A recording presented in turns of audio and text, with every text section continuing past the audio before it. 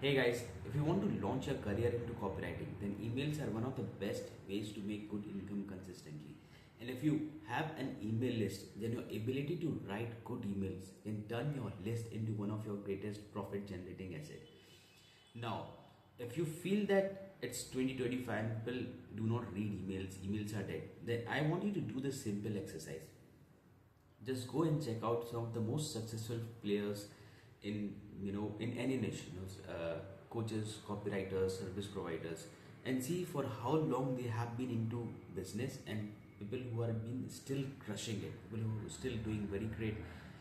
And you will find there's something common in them, and that is they leverage emails very effectively. In fact, many of them send emails almost every day, and during the promotions and launches they send 2 to 3 emails a day.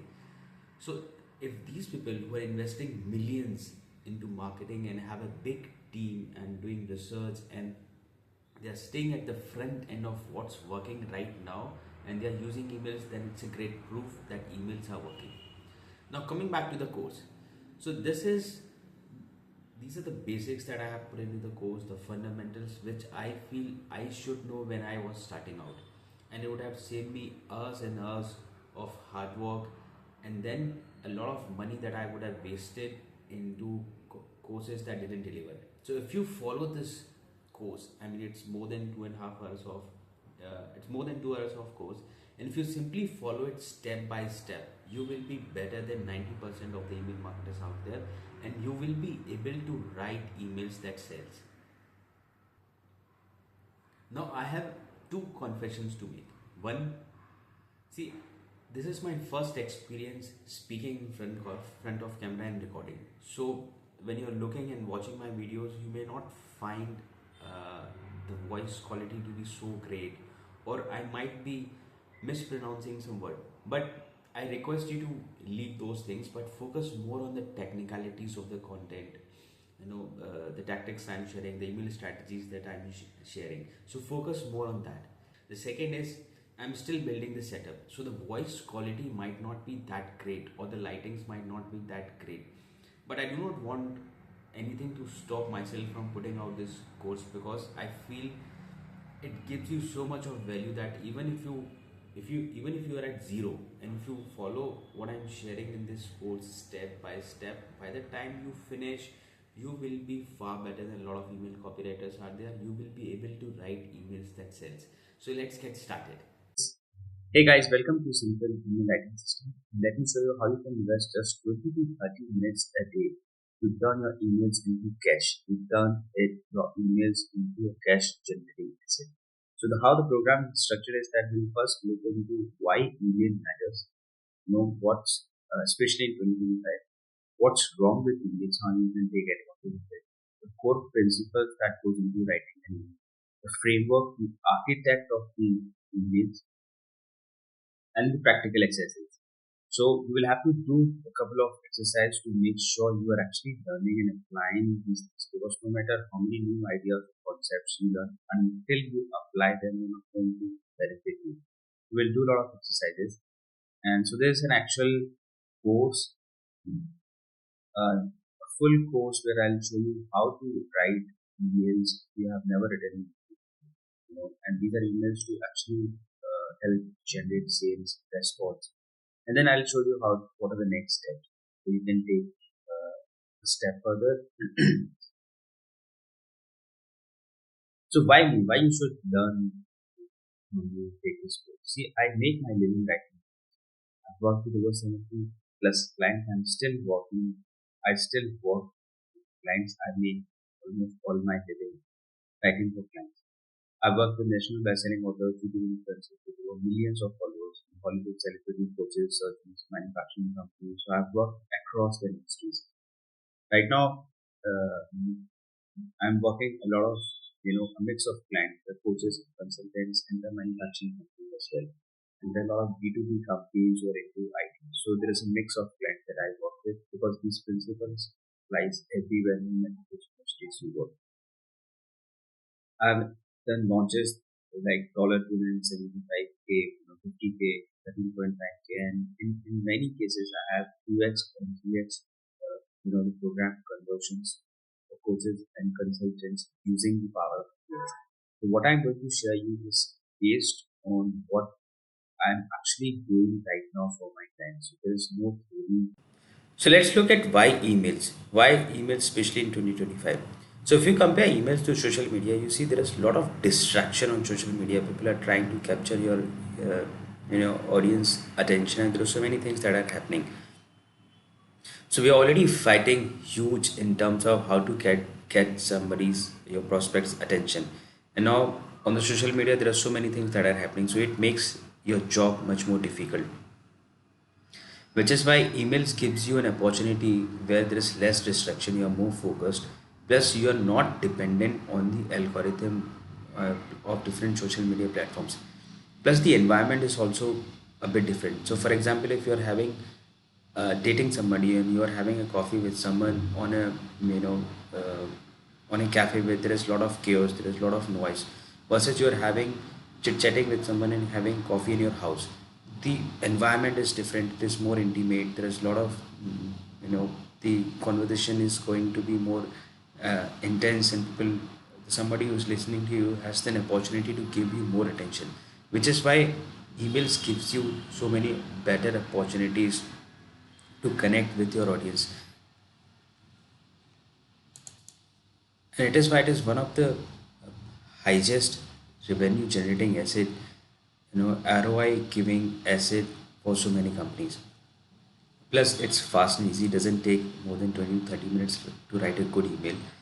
You don't have to learn so many new nuances about the different kinds of platforms. Plus, you can use it in a different way. You can generate traffic, you can generate leads, nurture leads. You can write direct sales campaigns. Upsell, downsell, cross sell, generate referrals, create lost prospect reactivation. There are so many things that you can do through emails. Plus, the best advantage is you can show up every day on your prospects inbox without emptying your pocket. So you do not have to invest money like you have to do on your ads to reach out to your audience almost every day. It allows you to build that progress, personal bonding, and relationship, which is why relationship is so important. So when you build that relationship, you will see more clients coming to you, and that is how you will make more money and more freedom. Because by investing less time and less energy, you're doing things that are going to do a very heavy lifting for you. And this is how it is also called emails. I usually say as a lifestyle asset because it actually adds more life to your business. What I want you to do is simple exercise. I want you to, go inside your inbox right now and make a list of 5 brands or coaches you already get emails from, and see which one do you actually regularly open and read, and why. So ask yourself, why do you read those emails regularly, and note those points, because the moment you start asking these questions to yourself, you will get insights, especially something that is making you to, you know, go and open the emails and read those emails. Because if there's something making you and attracting you to open and read those emails, the similar things you can apply to make others read your email. So identify what are the 4 5 very important things that make you read those emails regularly. So I want you to pause this video right now and go do this exercise. So if you keep on doing exercise as we move along the course, you will learn better, you will be able to apply these things in your business. Now let's look at what's wrong with most emails today. The reason you should know about these things, because so that you do not make the same mistakes. So one is, since emails is cheap and easy, it doesn't cost much to send out an email, and it's easy to write a simple, just put on some copy and send it.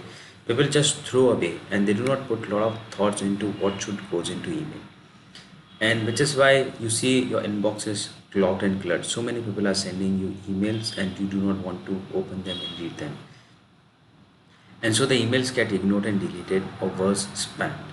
And when emails get ignored, people do not read those emails. that there is the deliverability issues increases. There is declining open rates, high spam rates, and because of which less and less email reaches their inbox. And so when people seeing the copy is not good and there is deliverability issues, it usually doesn't make any money for them. The list is not, it becomes a liability. It's not generating any revenue for them, and so they stop using emails. So why, what are the mistakes that people make because of which these issues arises? One is they write boring copy. So boring is the biggest sin in any copy that you write. So if you look at people's life, there are so many things that are happening, you know, which are repetitive. He gets up, goes to his office, or he works with the similar kinds of client. There is similar routine. So there is, so there are, it's monotonous. Things are repetitive, and he do not want to do things which is still makes him more boring. So you don't want to add things which are boring, so that it was already quite a bored life, or things a monotonous life, and which is why they do not want to read emails which are boring. The second thing is just selling. People send out emails mostly when they want to sell something, and so the subscribers do not open the emails because they know that he's just trying to sell me something. So I have a client, I started working with, and he used to send, before I started working with him, he used to send emails just when he wanted to, they had a deal.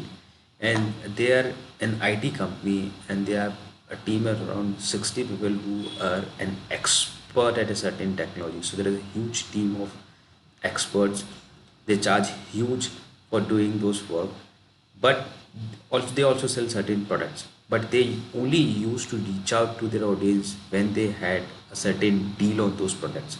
So that means there is no opportunity for demonstrating their expertise, building their authority, and in fact they were programming the list to only respond when there are deals.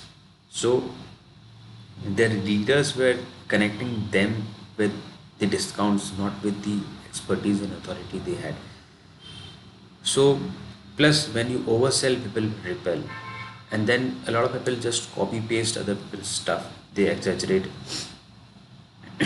Now that there is AI, people use very robotic copy, so people do not want to read them. Sometimes many email marketers trick with clever subject lines to get their email open. This may work for some couple of emails, but every time you trick somebody, they know that you're trying to play the game, and you lose the trust, and they will not going to open your emails. And other thing that people do wrong is they try to lecture and teach. So, I mean, just look at the human nature. It's difficult for us to sit in a class and get lectured, and sit in a college campus, unless the professor is interesting. He's telling, giving us lessons in an interesting way, entertaining way, telling stories. But if you just somebody who's giving hardcore knowledge, it becomes uh, quite boring. And now that we are adult, we have a choice not to get bored, not to get lectured. So people opt out from reading those emails. And then we know people who are very tiptoed, very corporately, very formal. We do not feel a connection with them. So if we do not feel a connect with them, why would we want to read their stuff? That the third thing that makes people do not read somebody's email is because they're focusing on creativity. There are a lot of puzzles. They are overwhelming the readers with a lot of things. They're focusing on creativity rather than clarity. So creativity many times create confusion, and if there is confusion, people do not take action. The other thing that stops people from reading emails is being vanilla. So vanilla is good in ice creams, but not in emails. You have to have a personality. So when everyone is writing a robotic copy, and if I can copy paste somebody's emails and use it for somebody else, and there is no difference in the way he brings his personality, you know, then why would somebody keep opening your emails, reading your emails? Because you're writing your copy and everything is very similar to somebody else. So you have to bring your personality. Now again, do this simple exercise.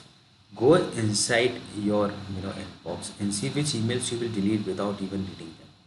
And why would you do so? See, if you, I'll give you what I do. So, for example, if I read somebody's emails, there are two reasons. One is I want to read their emails, so it's not dependent on the subject line. So I like reading their stuff. I like their approach, their personality, and everything in their copy. So I can consistently read their emails. I may miss out sometimes because I might have been busy or there are other things that have happened. But what has happened, if I like, sometimes I go open the emails and then I look at many of the past emails. So I read in a go many of the back emails. The other thing is also when there are so many emails, I also look at sometimes I also look at the subject lines. So first, from someone whose emails I don't usually read, and if the subject line is really good, then I open those emails. So both things matter. The subject line is also important, but the most important thing is who is sending the email. The sender is so important. So it's not just the subject line, but the quality of the copy, the insights that he's giving in the copy. So which is far more important in the long term. I want you to do a similar exercise and just see what makes you to delete somebody's copy and without reading them. Is it they're too salesy, they only write when they have to sell, or it's too boring, or if they use very formal language, they do not build connection. So just look at their copy and identify 4 5 things because of which you actually do not read their emails. So most emails lose their impact even before they reach their inbox. The marketers do not realize that every email has to earn its place in the inbox. Just can't send random things and hope that people are going to read that. You have to earn the time and energy they are going to invest in reading your emails. And that is why you have to make these 4 sales.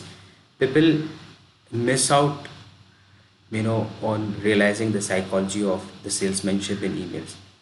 And if they don't do any of these 4 sales, which I am going to show you now, they're going to lose the readers. So the 4 sales that you have to make in every email is attention sale, leadership sale, solution sale, and action sale. Now, copywriting is salesmanship, and you have to sell at every step. What you have to do is you have to look into the copy and see how you can get somebody's attention. Mostly if you have been reading copy for somebody you love reading to emails, you open their emails just because looking at the name, but then it takes quite a time to get to that place where people read your email just by looking at who sent it, the name. But then there are other things that you have to look as the subject lines and the lead.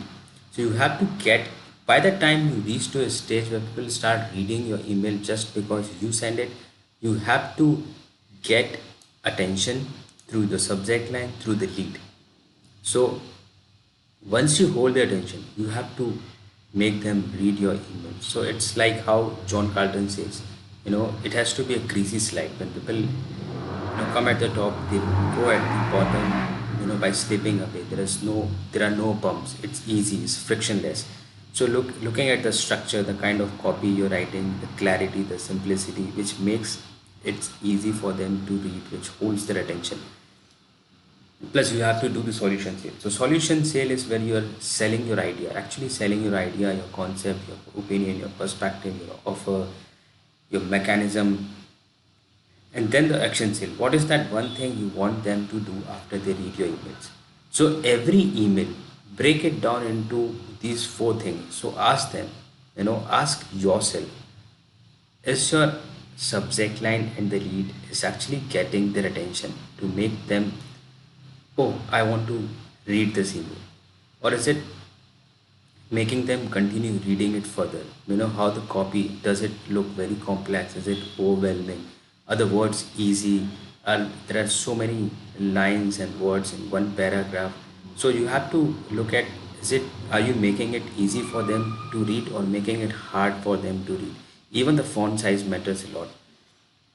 the solution sale, and we look into how we have to do the solution sale. So are your ideas good, is your pitch is good, how you're trying to sell them, and then what is that one action you want them to take. Usually the whole idea is of the email is that one thing that you want them to do after they read your email. Maybe you're selling just an idea or a concept in that email, and there are no links in those email.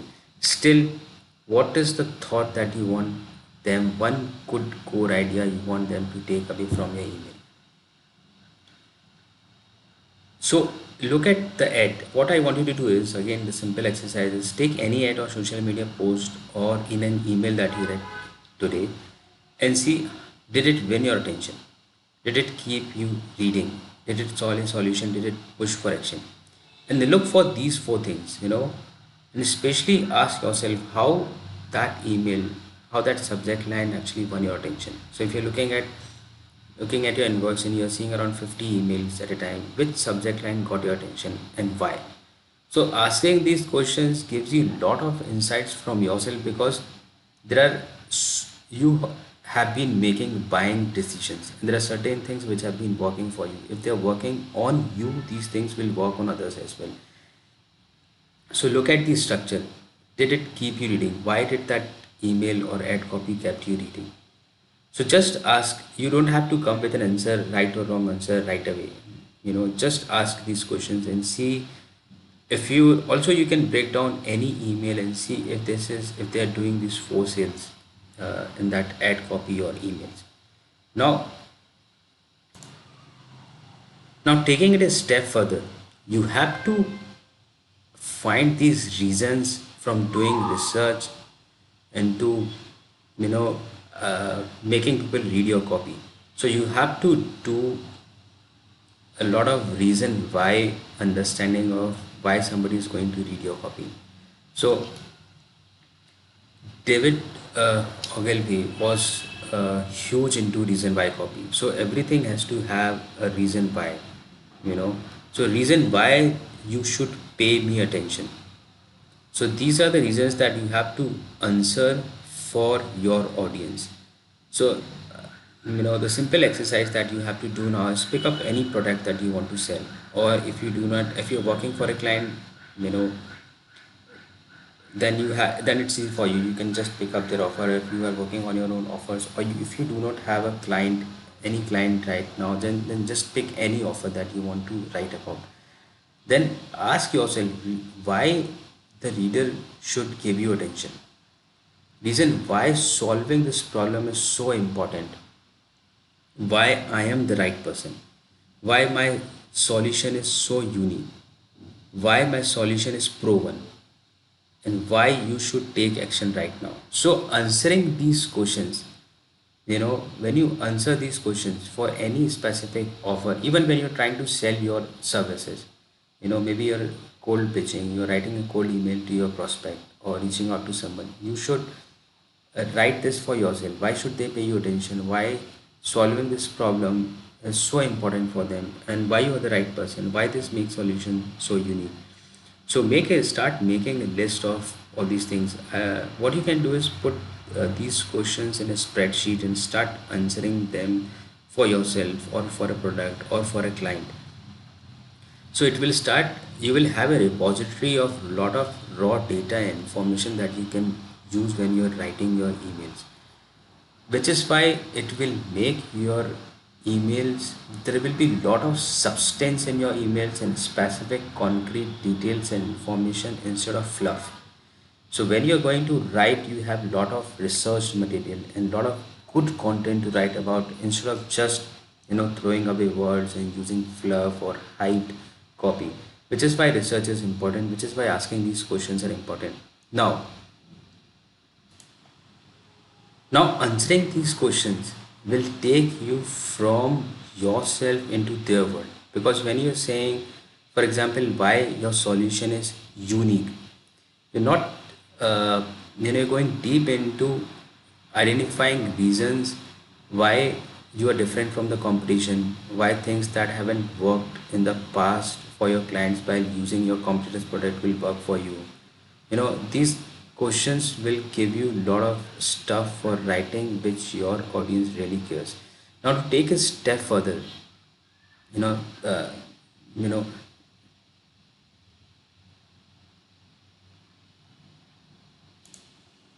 now when you do this research, it's important to understand that while you're writing the copy, the email is not just about you; it's about the audience, and that's the big mistake people take. So if you look at most beginners, they make this mistake. They write a lot about the features. My my course has 10 modules, 5 bonuses, lifetime access. So when you're saying you have, you know uh, the solution is unique or the solution is proven, then we're not talking about the features, we're not talking about the things that you're giving. See, your reader doesn't care. What they care about is, can this help me lose? They're looking for the result. Can this help me lose weight without starving? Can this help me get clients without wasting money on ads? Can this make me feel confident in front of my boss? Your product is just a channel. What matters is the hunger it satisfies. So, how do you get it into their world? So, these questions will, once you identify the answers to them, and I'm going to show you how you do the research, you have to connect it to the audience of how they're going to get the end results of what they want. So how are you going to connect all these together? The reason why copy avoiding these common mistakes, you have to identify the hot buttons. What makes someone tick? You identify the reasons why which somebody makes a buying decision. So you have to find answers to these questions. What is the conversation going on in your prospect's head? What do they secretly desire, wish, and hope for? What are their pains? What is worrying them right now? So when I was working in a sales in a HR analytics company, and I was doing presentation to a team of HRs for a company, in the presentation we used a word called high potential, and it was used in a graph, in a chart, and we are talking about high potentials. And we noticed that a lot of people who were we presenting to were asking us to stop at that specific slide and asking us question on the high potentials. So we realized that it was a very big pain point for those companies, because good people, they're high potential people, either they were leaving because the companies couldn't identify that they're high potent candidates, and the second thing is they were not able to retain those candidates and they were joining their competitors. So it was a big problem, and once we noticed that, we started writing emails, a lot of emails on high potential, and started generating a lot of leads and sales through that. So you have to identify what is worrying your prospects right now. What is the insecurity? So in that case, the insecurity was, what if the high potentials leave their organizations and they join their competitors, and the competitors, being a good leader, identify those high pods and train them and turn them into high performer. So they were losing very good candidates because of their own incapability to spot those high potential candidates. So it was a big insecurity, and we when we did the research, we got those words and phrases from our target audience itself, and we used those specific words and phrases in our emails. So what is causing them maximum frustration? What are they struggling at right now? What keeps them awake at night? What do they desperately want to achieve? Where do they want to go from where they are? What core belief does your customers hold? What is their most coveted goal? What are the biggest fears and frustrations? So you have to do the research, and there are several ways. I'll show you how you can do that research. But the research is so important. So simply, the reason, what difference, what the one thing that makes a big difference between good copy and the copy that actually converts is not the kind of words that you use. It's not creativity, it's not just about how you write, it's about what you write. And what you're going to write, it's all going to come from the research that you're going to do. So you have to do this research. Otherwise, your copy will obviously, it's not going to produce results. It will certainly if there is a competition, it is certainly going to lose to someone who understands their audience well. So even for example, Gary Halbert gives this very beautiful example in which he says that there is a guy who has given birth.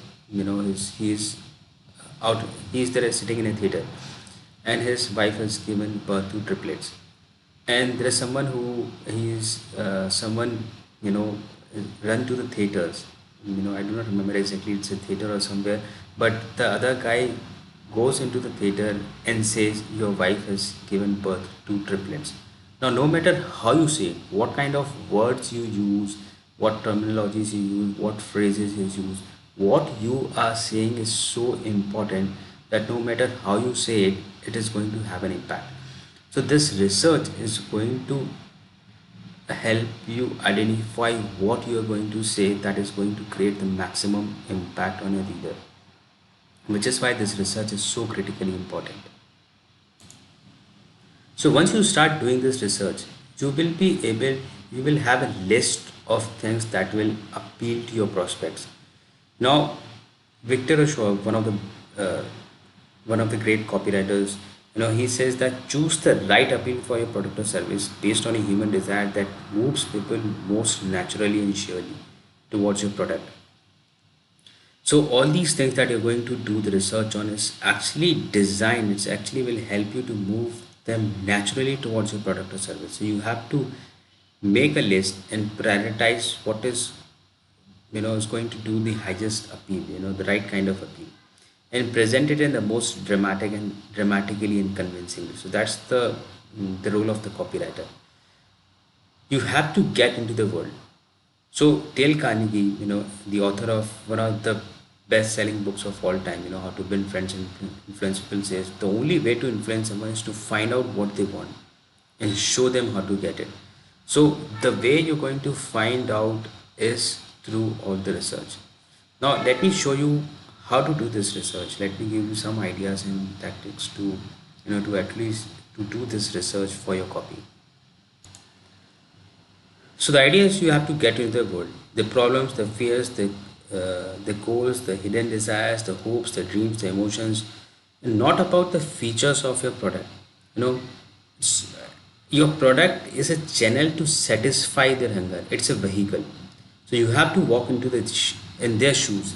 Get into the feelings. Head, their life, their outlook, their opinions. You have to own it. You have to box your feelings and biases and keep it aside. So you are not your own customers, so you have to keep your own feelings, your own biasness, your own subjectivity into what your audience wants. You have to do the research and identify what your audience really wants. So how are you going to hack into your prospect's brain and figure their innermost desire, wants and needs? The first and the most important thing that you have to do is interview your ideal clients. Let them speak the most and listen. So we started, I started working with a client long time back, and it was into it was medical laser equipment, and it cost somewhere around 10 lakhs back then, almost 7 8 years back. So we had a huge, competition. Some of our clients had very deep pockets to invest on doctors, and what we did is when I started working with them, I actually went and interviewed some of their prospective clients and some of their past clients, and then made a list of the actual words and phrases and the problems that they were solving and they want to be solved. So one was the recurrence. So this medical laser equipment was used in surgery, in proctology, and varicular veins. So the bigger issue in proctology was recurrence. So even after surgery, there was recurrence. There were issues of recurrence, and this laser technology was helping reduce that recurrence. The second was better output of results, and the third was the availability of fibers that were used in the laser machines. So once we identified that these three things really matter to the doctor, we wrote the entire website, we wrote the emails, promotions entirely based on what doctors wanted. And some of our ads, one ad I wrote based entirely on what doctor said to us. I transcribed it and used most of the words that doctor said, and we generated over 600 plus leads from that one ad. Because instead of assuming, we asked a couple of doctors what they want, and we identified a list of 4 5 things that every doctor told us. So this is so important. Now you can go to public forums, social media comments, Reddit, YouTube, Facebook, start reading about your audience, go to the forums, look at the comments, see what they're saying, what people are talking about. You can check reviews of your competitors' product, what prospects like, what they didn't like. Identify and study hyper bias from your data. So 80% of your clients, 20% of your clients give 80% of the business. So identify those 20% of your clients and interview them and ask why they love to do business with you. And if you already have the clients, if you do not have the clients and you're working for someone, you can do it for your clients. And even if that is not the option, then you can do research by going to forums, you can do research on ChatGPT, you can do research by reading the books, you can do research by going to the competitors funnel. But research is so critically important, because that is what will separate you, that is what will tell you what to write, because that is most important. So when you start writing, you know, pouring down to exact research and what people want to read, you don't have to be an amazing writer. Just by writing things that people want to read, you will get far better results. So you can also look at famous magazines covers, especially the old magazines, Reader's Digest, and see the copy that is written on the covers. I didn't make a list of bestsellers and see what are the titles and subtitles they use. You can run surveys. We do a lot of surveys. We have I have a client who has a list of around 13,000 people, and before we did a launch, we identified what was the number one challenge, and we got several, over 300 to 400 responses, and we use those responses very effectively in creating our copy and everything. So do one thing, again, in a simple exercise, interview one friend about a frustration they have. Write 3 email angles based on their answers. You can pick up a product you use and read 5 Amazon reviews. So look at 3 pains and 3 desires you want. So look at the best reviews and look at the worst reviews, what people do not want and what people love in that specific product. So do this exercise and do the research, because that is what will separate you from other copywriters. Now that we have worked on the foundation of the copy, what kind of research that we need to do, what kind of foundation that we need to build into, how are we going to do that research, and what kind of sales that we have to make. Now we are moving to the architect of the copy, the subject line, the body copy, the lead, build up, transition and pitch, and the call to action and the PS. So these are the 4 elements of any email. The PS could be optional, but the subject line, the body copy. So the body copy has again 4 parts. One is the lead, the build up, the transition, the pitch, and then the third element is the call to action. So we are going to go into each step, and I'm going to show you what kind of subject line that you should write, what kind of different body copy that you should write, how to write the call to action, how do you transit. So this is going to be a lot of fun, and I've invested so much of time into creating this entire structure, and I think you're going to love it. So first understand what kind of subject line that you should write. So here are 7 broad categories of subject line that you can effectively use. One is personalization and personality. So I'll give you examples of that in each case. The second is curiosity, where you have to trigger that curiosity client and make them click your emails. The urgency and scarcity. Fourth is benefit oriented. Fifth is asking a burning questions. Sixth is the proof, and seventh is controversial. So these are the 7 broad categories of emails, and mostly 95% to 97% of the emails of your emails will fall into this category. I'm not, I'm pretty sure you won't have to worry about any kind of other category of emails that you will have to write on the subject lines. So even if you go inside your inbox and see any email, and you will immediately see that it will fall into one of these categories. So let's look at personalization, personality. You have to bring your meanness to the subject line, your you-ness. So that makes your emails more unique. It's more personality driven rather than generic or robotic, or you know uh, it works great for a warm audience. So if you have an audience that has been reading your email for a long time, and then you can start leveraging these things. Even if you do not have, I started working with a client, and we just couple of emails we have sent out, and then we started using this personality driven emails, because it doesn't take much long to introduce yourself, introduce your voice. It just take couple of initial emails, and then you can use them, and these works pretty well in building a relationship with your audience. So for example, I am fed up with, so you can, or even I am fed up, so why I quit dash to get dash. So this is about your personality, why I strongly recommend this. So introducing your opinion, your perspective strongly onto something. The second category of subject line that you can write is curiosity. Leave the readers wanting to know more. And when you write curiosity driven subject lines, make sure you deliver them in your body copy. So you just don't want to make them read your open, no, just for the sake of making them open your emails. You have to deliver that thing in your emails. If you don't do it, people will lose trust and they will stop reading your emails. So, for example, what an amazing way to say, you know, maybe what an amazing way to lose, 17 kg of weight in the next 3 months. Don't open this if you don't want. Bad news and good news. So these are all click-worthy subject lines. They make people, they catch the people's attention, and it actually pulls them into click. So write down 3 boring subject lines you have seen this week and rewrite them using the curiosity or benefit.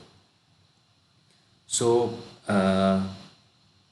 again, go inside your email inbox and see, identify a couple of subject lines that you feel are quite boring and they are not click worthy.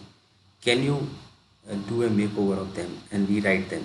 So do this exercise while we are doing this course. You have to do the exercise. Pause this video, do the exercise, because that is how you're going to learn. Otherwise, you're going to forget these things and miss out. Once you do the exercise, the learning is going to get imprinted in you, and you're going to use it more effectively. You can also use, it's not that you just have to use benefit oriented or curiosity oriented. You can use a combination of both benefit and curiosity. In fact, benefit plus curiosity driven subject lines are one of the best ways and easy ways to get people write your subject lines. So because if you're confused, or if you're having a doubt what kind of subject line that you should write for a specific emails, then the default is write curiosity plus benefit driven. So that's the safe side, and that's the best working kind of category of subject lines. Urgency and scarcity. So create a sense of urgency or scarcity to drive quick action. So usually this works for when you are doing a launch, and in the last couple of days of launch, and you're sending reminders. The final call for dash, closing day for the last chance to get this dash hours, attention less than 40 hours to save. And these last reminders, urgency driven subject lines work pretty well, because as a human, we generally procrastinate, and and many times we need a deadline to do something. So these are reminders for the deadline. So when people see these emails, and if they've been procrastinating to take a certain offer or a certain program or a product or something, these are good triggers. Benefit oriented subject lines show what's in it for them. Number one easiest way to get dash and dash. Seriously, simple emails to six-figure clients. What I do to get dash and dash. So these are pure benefit driven, and the best way is, like I said, you can combine benefit plus curiosity to take them up the notch. Burning questions, burning question, or a simple question. Ask a question that stops them and pull them inside. Did you miss this cheat sheet? You know, so it could be a burning question is related to a specific problem, or a question could be general question if they missed out on something. Is your dash advice bad for your dash? What's your dash type? Take the test. So, and then you have to identify these questions again doing the research of what your people want to know. What you can also do is make a list of all the objections your prospect have or your client's prospects have during the sales, and then use those objections as the questions. Social proof, endorsements, reviews, testimonials. So proof is one of the biggest factors for conversions. People do not make decisions, especially today. A lot of people do not make decisions because of disbelief. They do not believe that your product or service is going to deliver results. So proof is very important. So see what our customers are saying about us. This works proof insight. John's story from dash to dash. So write these interesting stories, give or maybe give away proof directly, or use couple of testimonials. So take one testimonial, one good story, and expand them in your emails. So your entire email could be that one solid proof. Controversials. So go against the norm or a person, creates entertainment and makes you stand out. So what we studied initially is that boring is the biggest sin.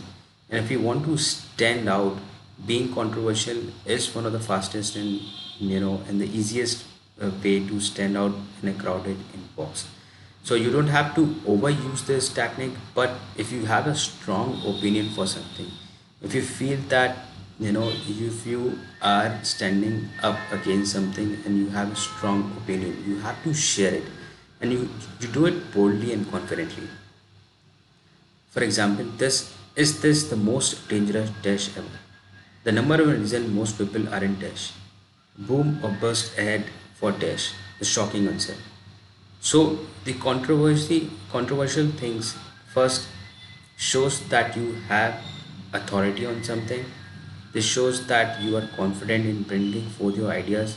Plus, it creates a lot of drama and excitement, and people love that drama. So just pause this video and take up a specific product or service that you're working upon. Maybe you're working on any offer. Then write all these seven subject lines for that specific offer. Use the personality driven, curiosity, urgency, benefit, burning, social proof, and controversial. So these are all the seven categories that you have to work on to write your subject lines. So do this exercise right now. Pick up the offer or product and then write one subject line for each of the category. Now that you know how to write good subject lines, let's talk about how to write good leads. So if you look at the body copy, there are four elements into it. There is lead, build up, transition, and pitch. So now we're going to break down how to write good leads that capture your subscribers' attention. So because we know that attention is a limited resource, and it's so important to get somebody's attention and make them read your emails, which is why it is one of the most important part of your email. The first couple of lines of your emails are actually the leads. And a lot of people mess up there. So first, there are dozens and dozens of options to how to write a lead. So it creates a lot of confusion on where to start, what kind of leads that we should write about. And then people do not know what kind of ideas that have been tested and proven that actually hold somebody's attention. So to make this thing very simple and easy for you, I have made a list of leads that are proven. Something leads that I consistently write on for my own business, for my client's business, and these are the leads that I have seen repeatedly working for a lot many good email copywriters or marketers out there. So now you won't have to do any guesswork or be confused or overwhelmed in terms of what kind of leads that you should write. So I've listed 12 categories of leads. So the first is tell a compelling story. And it's one of the most effective way to get somebody's attention because people love stories.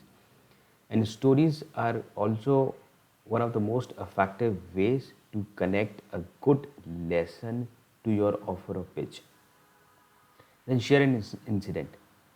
So what's been happening in your life, and something that has happened in your life that made you laugh or that made you realize something or that gives you an aha moment or something similarly that has happened in maybe in your client's life or into a celebrity's life or a author's life which you and your readers you feel usually both follows. So before we go into this, what I want you to do is, make a spreadsheet and put these 12 columns and start, putting all these things into each of the columns. Tell a story, write, share an incident. So do this, and then the third lead that you can write is paint a future picture. So your job as a leader is also to show a dream, to build a dream of how a future life looks like. The fourth is state a problem or a desire.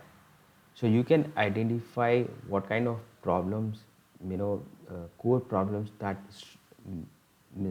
because of which people have come to you because they wanted to solve a problem. So break those problems into symptoms, how those problems are showing up in their life. So for example, if they have an issue with low self-esteem, then they're not able to, there are so many ways that it is showing up. They're not able to ask for a date or they're not able to ask for a raise. So how that problem is showing up in their life. So break that problem into symptoms. Also make a list of the desires. So what kind of results that they would want in their life because they fix that problem. Fourth is debunk a myth. So there are so many myths in every industry, and you start doing that, people will first, feel that you genuinely want to help them. They will see you as someone who as a different. It allows you to stand out in the competition because you're creating those aha moments. You're creating, helping them get over their own limitations. The sixth is write a surprising fact. So start making list of surprising fact. It doesn't necessarily, it's only about your industry. You can make a list of surprising fact of any industry, and then you can connect it to your pitch and offer, and we are going to show that how you do that transition. So don't worry about if that surprising fact is related directly to your industry. I'll show you how to transition from any surprising fact, bring that entertainment value and then connect it to your offer. Ask a question or answer a question, so make a list of questions that your subscribers or your audience usually ask. So whenever you're having a conversation with a client, make a note of something that they have asked and answer it for everyone. Share a testimonials. So do not leave a chance to prove why your product is working, how it is delivering results, what kind of results it is delivering, how it is changing people's life, what kind of changes that people are seeing in their life because of using the product. So people need proof. One of the reasons people do not make a decision is because of disbelief. They do not believe if your product or offer is actually will deliver the results that you're claiming. So every claim has to be supported with good solid proof, and testimonials are one of the best ways to give that proof. Hit the competition. In every industry, tons of competition. So identify the missing link, the gaps, the loopholes, the mechanism by which those competitors things do not work and why they haven't worked in the past and why your product is superior, better, different. So for example, we learn about that in the reason why copy, why you are better, why you deliver better results. So I'd make a list of things that are gaps in the industry, the loopholes or the missing links, and so that you can hit that competition in those areas. Show predictions. What is going to be in the future? People are worried about the future, especially if you know now that AI is there. There are so many things that are happening, and there are so many things that are happening in the health industry, in the environment, in the way companies are going to work. So, and if you show those predictions, people will obviously connect, see you as a leader, because who shows does predictions? Leaders. So it's the leader's role. So you have, if you want to position yourself as a leader, an authority, an expert in something, identify, if you predict something, you don't have to be very dramatic or make very big bold predictions, but then even a small thing that actually matters to your audience is important. 11th is state an irresistible offer. So every time you don't have to write a story or incident, or you can, if you have a good offer, then you can directly go and pitch your offer. So state clearly what they are going to get, and if you can add up how it is going to add, what kind of results it is going to prove, that's great. Because if it's a warm-up audience, especially when you're doing launches and people have already seen a couple of emails, then you can directly come on to the direct pitch and state your offer, usually when you are about to close the card. Also, if you're doing short mini launches and you're doing maybe a weekend sale, then you just have to list that offer. Perspective. So it's okay to quote about known popular people like Tony Robbins or Dr. Joe, but then people also want to know your opinion, your perspective. They are on your list to know about you, to see what you have to say on certain things. So even if when you are quoting someone, make sure that you also put your opinion, your perspective, your understanding of how you have been applying those things in your life, how your clients are applying those things in your life, what kind of results that you are seeing. Plus, start making a list of your own perspective about something. So for example, in my case, so these are the 12 kinds of leads that you write, and these are not just starting off your email. Actually, these are the whole email. So these are the 11, 12 different categories of emails that you can write to your list. Now let me show you examples in each of these. So it is, so you're able to see how each of these lead works. The first is tell a compelling story. So many years ago, I do not remember the exact season, my ex-boss handed me some workshop details. Write a promo for this, he said. I, raw rookie, young-blooded, excited, opened my armor of words and filled a full 3 pages of promotion. Now this is a real story of one of my, during my one of my first job. My boss gave me to write a promotion for a leadership program that we were doing, and in that, what I did is, I do not have any knowledge of how to write these promotions. I've done my marketing and MBA, and I've been into sales and all that, but I was learning marketing at that time. But when I started writing, I filled that pages with lot of high, with lot of big words, good sounding words, big level words, lot of creativity. And when I showed it to him, he cut out almost 60 to 70% of that letter, and he said it's not look better and clean, and then now you have to add these things to make it further better. So it's a real story. So, and it connects so well with people who also do the similar kind of things, people who are just starting out and people do not know how to write promotions. And so that is how you start writing good stories, or what is things that are happening now in your life, what are things that have happened in your past, and see that that there is a connection between you and your audience. So whenever you write these stories, people also have shared experiences, shared feelings, shared emotions, and that is how you are able to build that connection with your readers by writing these stories. Share an incident. So it gives a peek into what is happening in your life, or what has happened in your life in the past, or it could be an incident about you, it could be an incident about your client. So especially if you write in, I would suggest to start writing more of incidents that are happening in your life, because that will add a lot of newness into your emails. So last night I was searching for a box of old diaries, and you know what I found? And then the email goes on, and it expands on some of the interesting things I was writing back in a couple of years back. And it could be incident about you were traveling and you missed out your flight, and it could be then you were waiting at the airport for someone, and then at the airport you met someone and you had a very interesting conversations. So not all uh, mishappenings are bad. So there are so many incidents that you can write and then give a lesson from those incidents and show up your life.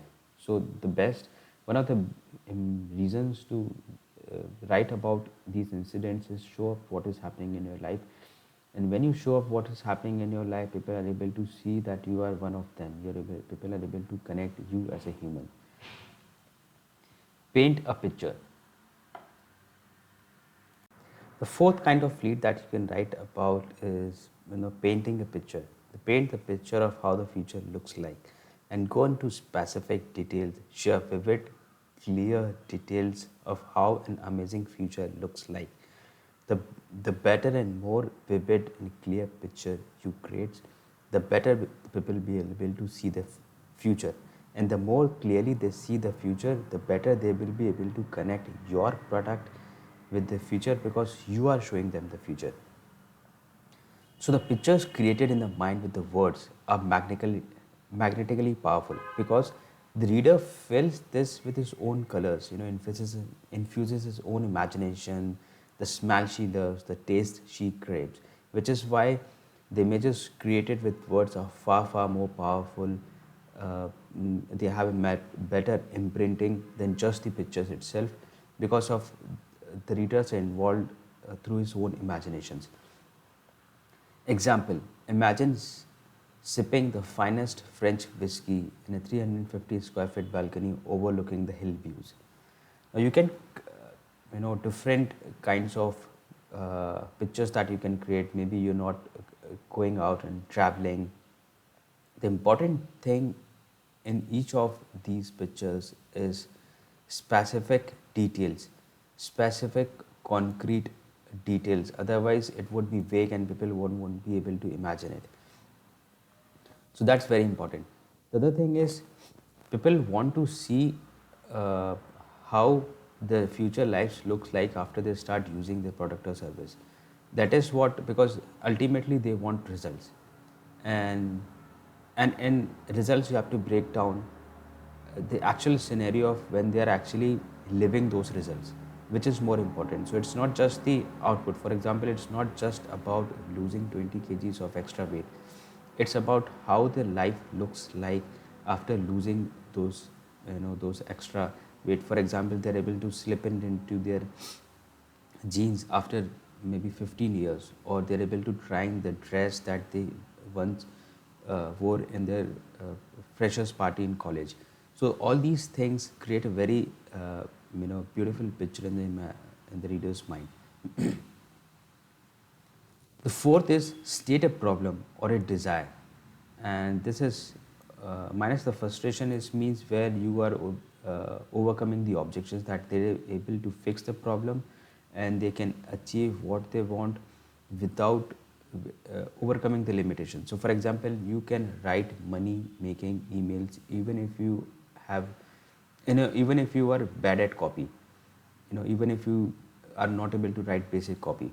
So this is a big problem, and so you have to do the dual job. You have to talk about the problem, talk about the desire, and you have to show how in spite of those limitations, objections, you can still achieve them. So let's start by asking a simple question: what does it take to click stunning pictures just from your phone? So people want to click amazing pictures, but they do not know how to use the phone to do that. Now, whenever you are stating a problem, also another important thing that you can do is break down those problem into symptoms, how those problems are showing up in their life. So the problem is not just, for example, if you're talking about weight, the problem is not just the extra 20 kgs of weight, but they're not able to do things that they want to do because of that extra weight. Maybe they're not able to travel, they're not able to play with their kids, or they're not able to go on a campaign they're wanting to go for a long time, or there is college reunion that is coming up, and they want to you know go there in their best dress, but they can't do it because of that extra weight. So show how that you know issue is showing up in their life. So for example, if you take email as an example, and one of the big problem is emails landing into the spam. And when so the problem is not the emails landing into spam. The problem is that when emails land into spam, your readers don't get to see the emails. So you lose out a big chunk of money simply because your emails are landing into spam. No matter how amazing your copy is, no matter how amazing your product is, and no matter how much your audience loves you, but since they're not hearing their message, they're not able to buy from you. So break down these problems into symptoms, and write about and pick up one symptom and write about that specific symptom in one specific email. The other thing that you have to do is dimensionalize the problem. Show how that problem is serious, show why they need to why it's important, urgent to fix that problem. So that's the fourth category of lead. So start with the problem itself. Fifth is debunk a myth. So when you start breaking myths, people feel that you are genuinely helping them. People feel that you are going to, since you are someone who is giving them a new insight, revelations, or a aha moment, or breaking their old way of looking at things, they will see that they will connect you as an expert, and they want to learn from you, and that is why you will be able to stand out, build a better relationship, because you are helping them see the things that are not working in their life, and you are giving them things that are actually working and what's true. So for example, we have known that alcohol keeps us warm, right? Wrong. Now, before I go into this example, you can also write myths of different industries, and I'll show you how you can connect it to your offer. So that is the part of the transition. So you can write interesting things that people like to read, or they haven't heard it before, and then you have to use cleverly a good transition to talk about your offer and what is that you want to write about in the email. So example, we have known that alcohol keeps us warm, right? Wrong. It dilates warm blood vessels near the skin, creating the impression of warmth. It can drop core body temperature. So I think it should be it can't drop core body temperature, but the whole idea is using an interesting myth. And so obviously you bring that entertainment value first, and if you're bringing and if it's directly related to your industry, then you're giving a lot of value in your emails. So that's the fifth category of email. I mean the fifth category of the leads. The sixth is rising surprising facts or figures. So do you know who the biggest boozers in the world are? Estonia, with a consumption of 118.4 liters sold per head of population. But how they consume so much and still live long with a strong, healthy liver, I will tell you in a minute. Now, see, this is again a very interesting way to connect to your offer. There are things that people feel are true, but they're not true, and it creates a lot of entertaining value in your emails. The second is when you write these surprising fact, obviously you get a lot of attention, and then you can use amazing transition, a good clever transition to connect to your offer. Sometimes it's a very natural smooth transition. For example, in this case, people feel that drinking is actually affecting the liver, and there could be a surprising element here. So I'm not an expert at it, but then There are so many surprising facts that you can collect, and whenever you are collecting those surprising facts, make sure that they are really surprising. So it's not that everyone knows and you're writing, then it would be boring and monotonous, and people would want to, you know, people will feel that I already know about this. So if there is really something surprising, write about it.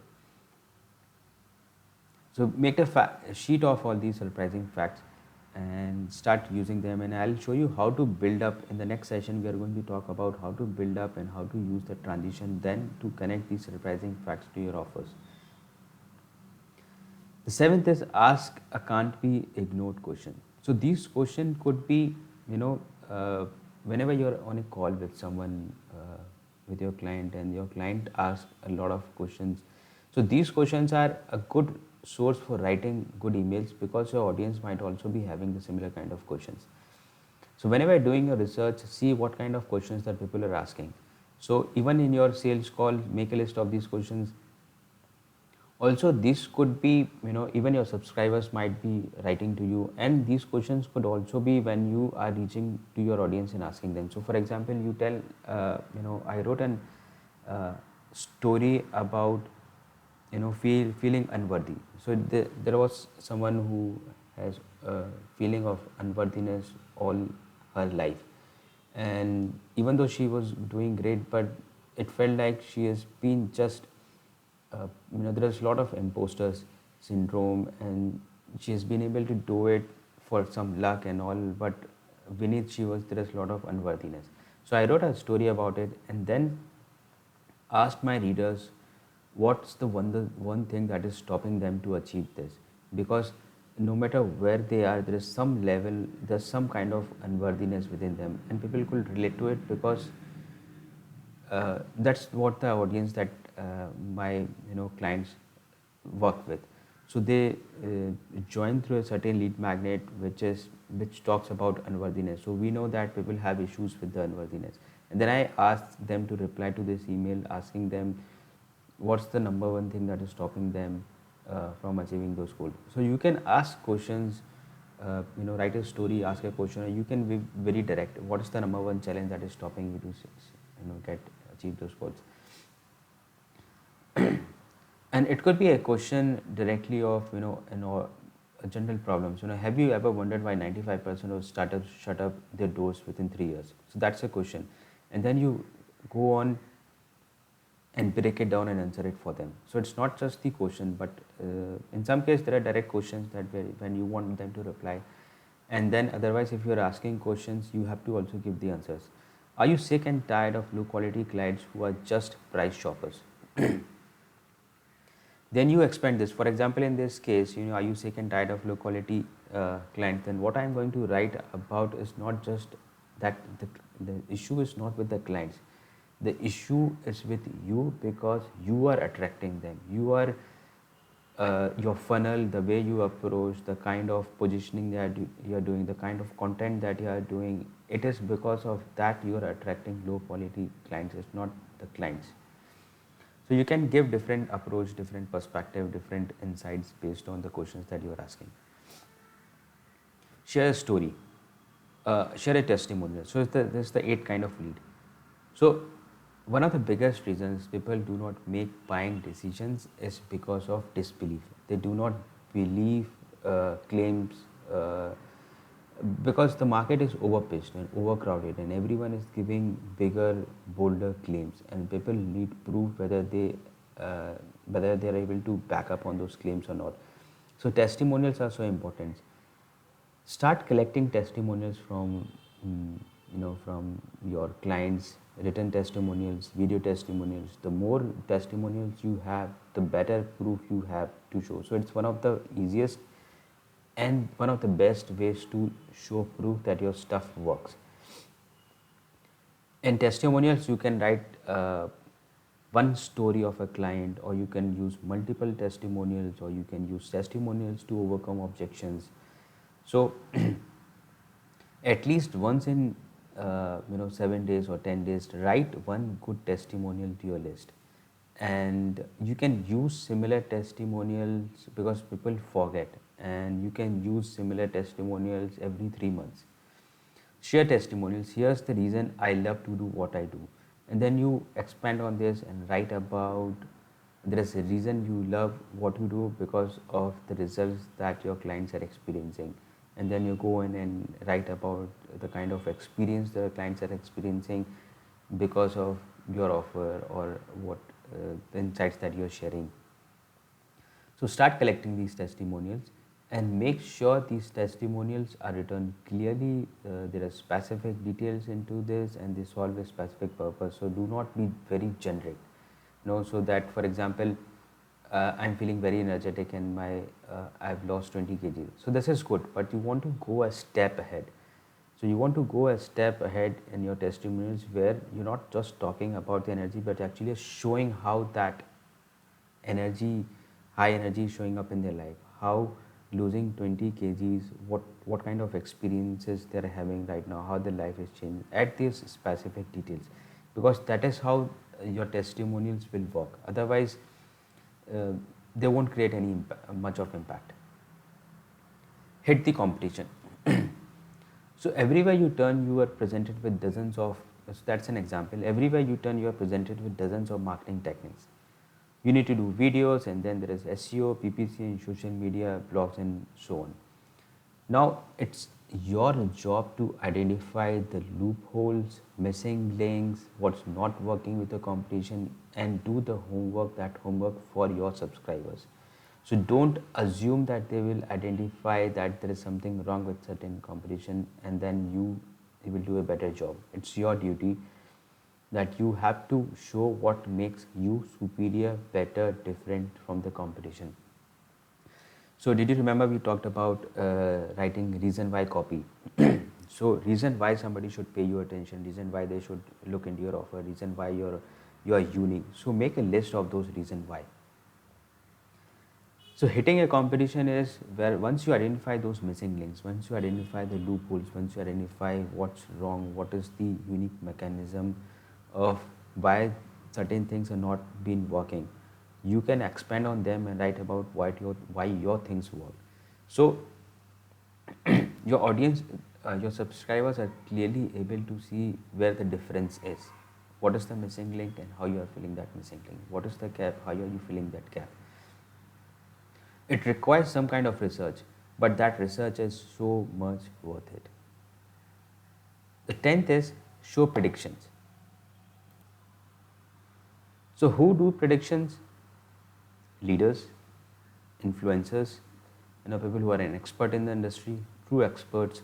So, when you do these kinds of predictions, people know that you are someone an expert and you are someone they can look forward to know about the future. And so, for example, the people who believe in astrology, and if they find a good astrologer, people become a die-hard fan of those astrologers and do everything in their make big decisions in their life because of by taking advice from their astrologers, because they do predictions. They tell you what is going to happen, what might happen in your life, and if you want to do it better, then you have to do these processes. So you have to be an astrologer for your audience. So you have to tell them what might happen in the industry, and if you want to take advantage of what might happen, here's what you need to do. Or you can alarm them of what might happen. So for example, in AI, it is disrupting the market, people are losing their jobs, and almost 2 years back people have been started writing about how the AI is going to kill so many jobs. And then what has happened that so many new offers have come out simply based on how to save your job by being more effective at AI. So by 2030 the world will have seen over 200 billion jobs disappear. Most will be back in different forms in different industries, and with over 50% structured as freelance projects rather than full-time jobs. So there's a big prediction, and so people make prediction in stock market. People make predictions in healthcare industry. So in your industry, identify if you're doing, if you have just started, then you might not be in a position to do the predictions because people will feel that you have just starting out. But still, if you have a bold, if you're bold, if you're confident about something, you should write about it. And if you're working with a client, then ask him what he thinks is going to happen in the future, in the next 2 3 years, in the next year, in the next second year, in the 5 years, because that is how it will position him as a leader. State an irresistible offer. So sometimes you just want to be direct and tell them, hey, this is what you're going to get, and this is what the price is, and this is going to be available for so and such time. So if you want to truly understand what goes into, making a good offer, read Alex Hormozy's book, 100 Million Offer. So you don't have to write a good story or an incident, or even write about testimonials, but if you can do mix and match and involve into irresistible offer, it will work better. But sometimes you have to be just direct. So if you're doing a launch and you have already written a couple of emails talking about testimonials, proof, problems, you have shown a good picture, then you can be very direct in the last couple of emails, just hitting on what is the offer and what they might miss if they do not take action right now. So e-com industries, they do a lot. For example, 50% off on fresh stock only for today, only to our members. We had never offered such a stealing offer ever. It's our 50th anniversary and we want to thank you all. So it's for warm audience. It is for people who have already been doing the purchases and have been the past customers. So they already understand, they already have some trust and credibility with the company, and now they just want to give them away this offer to them. So sometimes direct offer works far better than writing a story and incident, because that audience already know you. There's already some trust and you don't have to waste a copy into doing all that job because it's already been done. And if there is a product that they have been buying before, then you just have to be very direct in terms of that is the offer. But make sure you don't overuse these things, because even if you just because if you write emails only related to deals and discounts and bonuses, then it's going to affect your positioning. People will connect your pricing with the discounting. So whenever you have a fresh new something, or you come down to your original pricing, it will be difficult to sell. So if you are having discounts and bonuses, if you're doing big discounts, then do it occasionally, but not too much. The 12th is the perspective. The 12th is the perspective. People want to know what's happening in your life. What is your approach? What's your opinion onto something? So you may use quotes of popular people, big famous people like Tony Robbins or Zig Ziglar. But at the end, people want to know what's your perspective, what's your take on that. Did you apply it in your life, and what has been your experience? So people are on your list for you. They want to see your opinion onto something, which is why, plus when you write about these perspectives, you show a lot of your personality, and people connect with that personality. And that is what we're doing. We're trying to build a connection, we're trying to build a relationship, and these perspectives are a very powerful way to your personality, your way, your voice, your uniqueness, your way of living, your way of looking at certain things, how you conduct your business, how you conduct your life.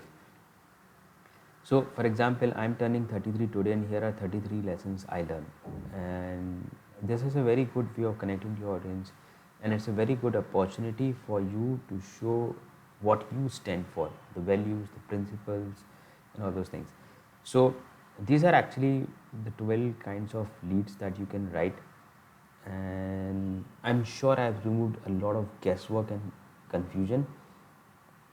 Now that when you sit down to write, keep this list in front of you and see, basis on the research that you are doing, what kind of email that you would want to write. The simple exercise I want you to do is take your offer and write 3 leads for that specific offer. So pick up 3 leads from this, might be telling a compelling story, or an incident, or painting a future picture. and write your leads based on this. Now, whenever you're writing, you know, these leads, it doesn't mean that you can't involve anything else. For example, when you're telling a compelling story, you know, you can also state a problem and desire, but I don't want to make it very complex in advance right now. Stick to this lead, but then you can also start. The majority of your email would be around that big lead, but you can also involve other ideas into it, so that is also okay. But then your core focus would be around that specific lead. So if you're talking about one specific problem, expand it, go deep into it, because one good idea, you know, instead of, you don't want to make things very complex, you don't want to overwhelm your readers, you don't want to create that confusion. Simplicity and clarity will give you far better results than cramping your emails with so many things. So which is why these leads are so important, because they give you a whole idea of what the entire email is going to be about. Because when somebody is on your list, you're going to get multiple opportunities to reach out to them. It's not just one email has to do the entire job. So which is why you have all these 13, 12 kinds of leads to reach out to them, and then these are good enough for you to write an entire year of email. I mean, you don't have to worry about, anything new. You start with this, and then something new or original or something very different comes up to you, then it's great. But then you stick with this, because that has been proven and tested before so many times. Now, in the next in the session, what we're going to talk about is how do we build up. Now that we have a good subject line and we have made them open the email, we have a good lead which is getting their attention.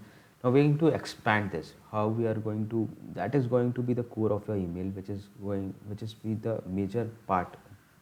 The maximum content is going to be on the body copy, the expanding part. And it's so crucial, because that is where you will demonstrate your expertise, that is where you will connect with them, and you know break down these things into digestible content that they can consume. And that is how it you will move from the build up to the transition into the pitch. So let's move on to the build up. This is where you expand your ideas, you build desire, and share the core message of your email. It is the middle of your email and the part where you explain the story, the problem, the idea in more details. So think of it like a movie. The lead is the opening scene, and the build-up is where the plot thickens. So this is the entire crux of your movie, and the transition sets in the climax. So this is where going to thicken the plot. Now there are certain principles that you need to take care of when you are building those your ideas, your core ideas, expanding on your leads. The first is you have to keep it simple and conversational.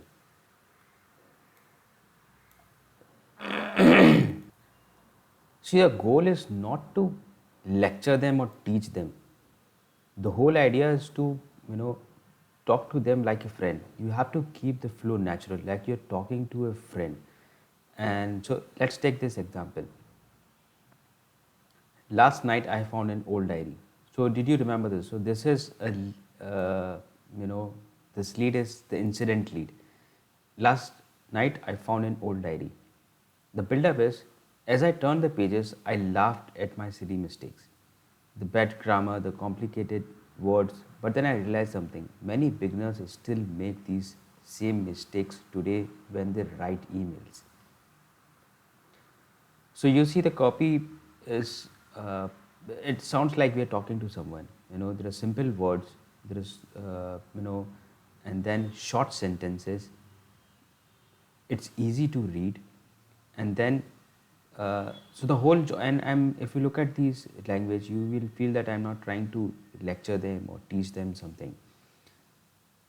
Another thing that you should remember when you are expanding on these leads is that you have to show more specific details. So this, I'm not saying this is a great copy, but the areas that can be improved here is that I actually take a picture of the diary and show the mistakes, and show the bad grammar, and actually show them. So instead of just telling them, I can show them.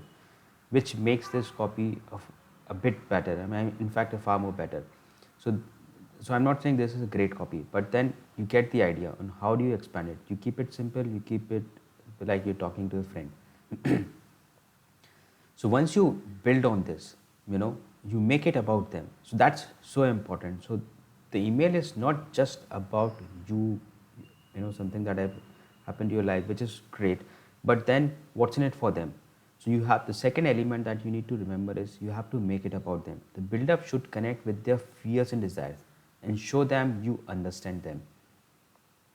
And just like me back then, you probably worry, what if my emails sound unprofessional?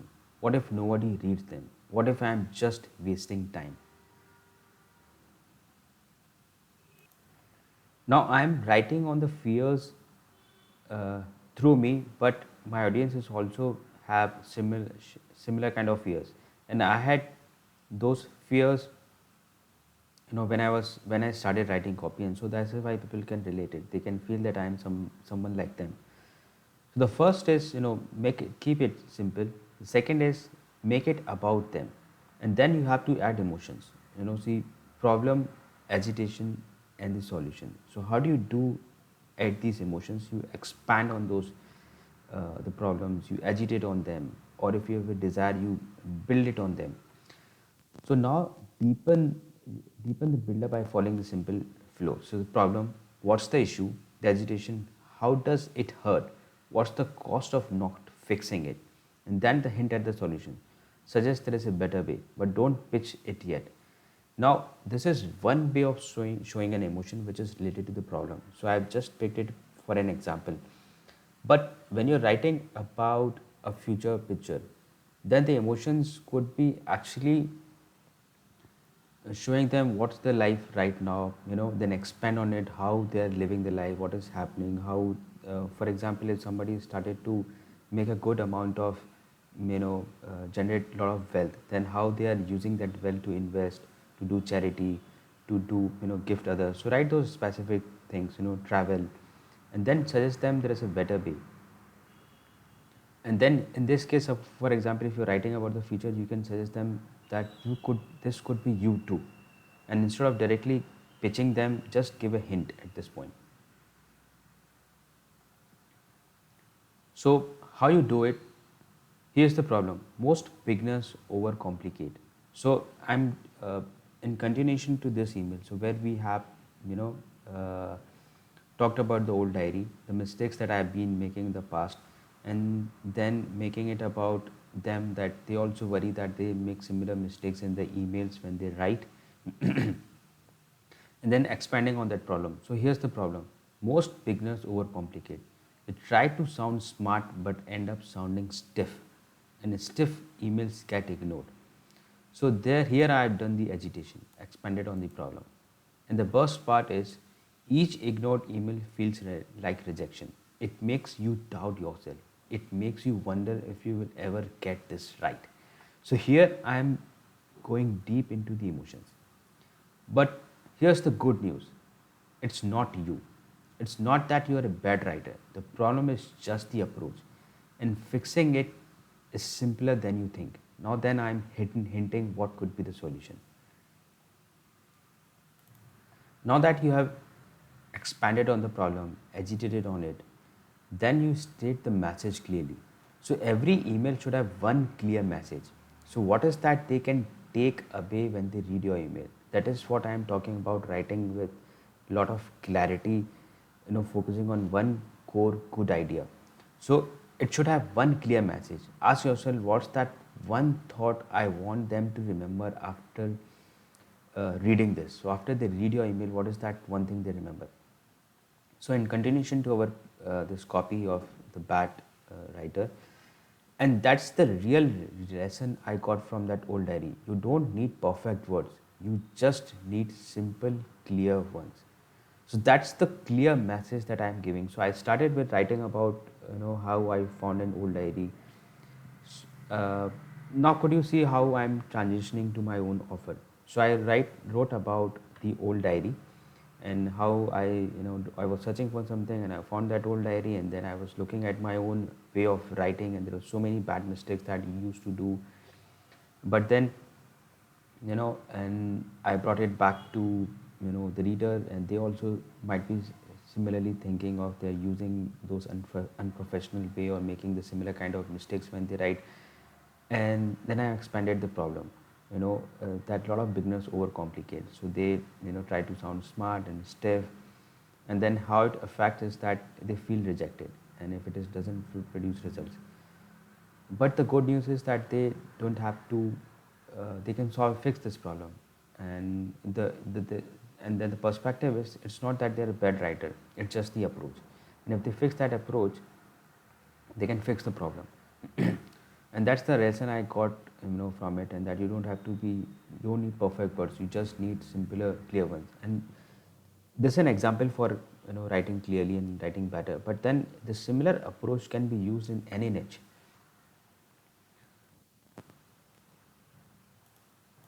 So this is why I want you to do this simple exercise. Take one of the leads you wrote earlier. Write 3 to 5 sentences to build up. Expand the story, the problem, or the fact. Tie it to the reader's fear or desires, like we did here, and end it one clear message. This message, so this is where the whole value part of your email comes in. No matter what you're talking about, the incidents, the stories, or facts, or figures, this message is so important in your emails. And when you're doing this exercise, don't worry about pitching. Just build up. Just start with the lead and build it up, and don't worry about pitching. I'll show you how to do that, and you will see how smoothly it flows. So you start with a relatable lead, build it up by making it about them. Add problem, agitation, and then hint the solutions, and then land onto one clear message that sticks. Now let's talk about transitions. So you have understood how to write leads, then how to build up, expand on those leads, and now you want to switch on to your offer. You want to pitch your offer, but you can't directly jump into pitching your offer unless you build a bridge, unless you build a smoother, slippery transition from these stories, from everything that you have been telling, in terms of doing the predictions or all those kinds of leads that you have been writing. Now it's time to switch to your offer, and for that you need a transition. A lot of people goof off here, and then they directly jump from writing about a different story to their offers, and that is how they miss out the readers. The readers can't connect between all that you have been talking about in your email, the stories, the incidents, or the predictions, and now suddenly you're jumping to your offer.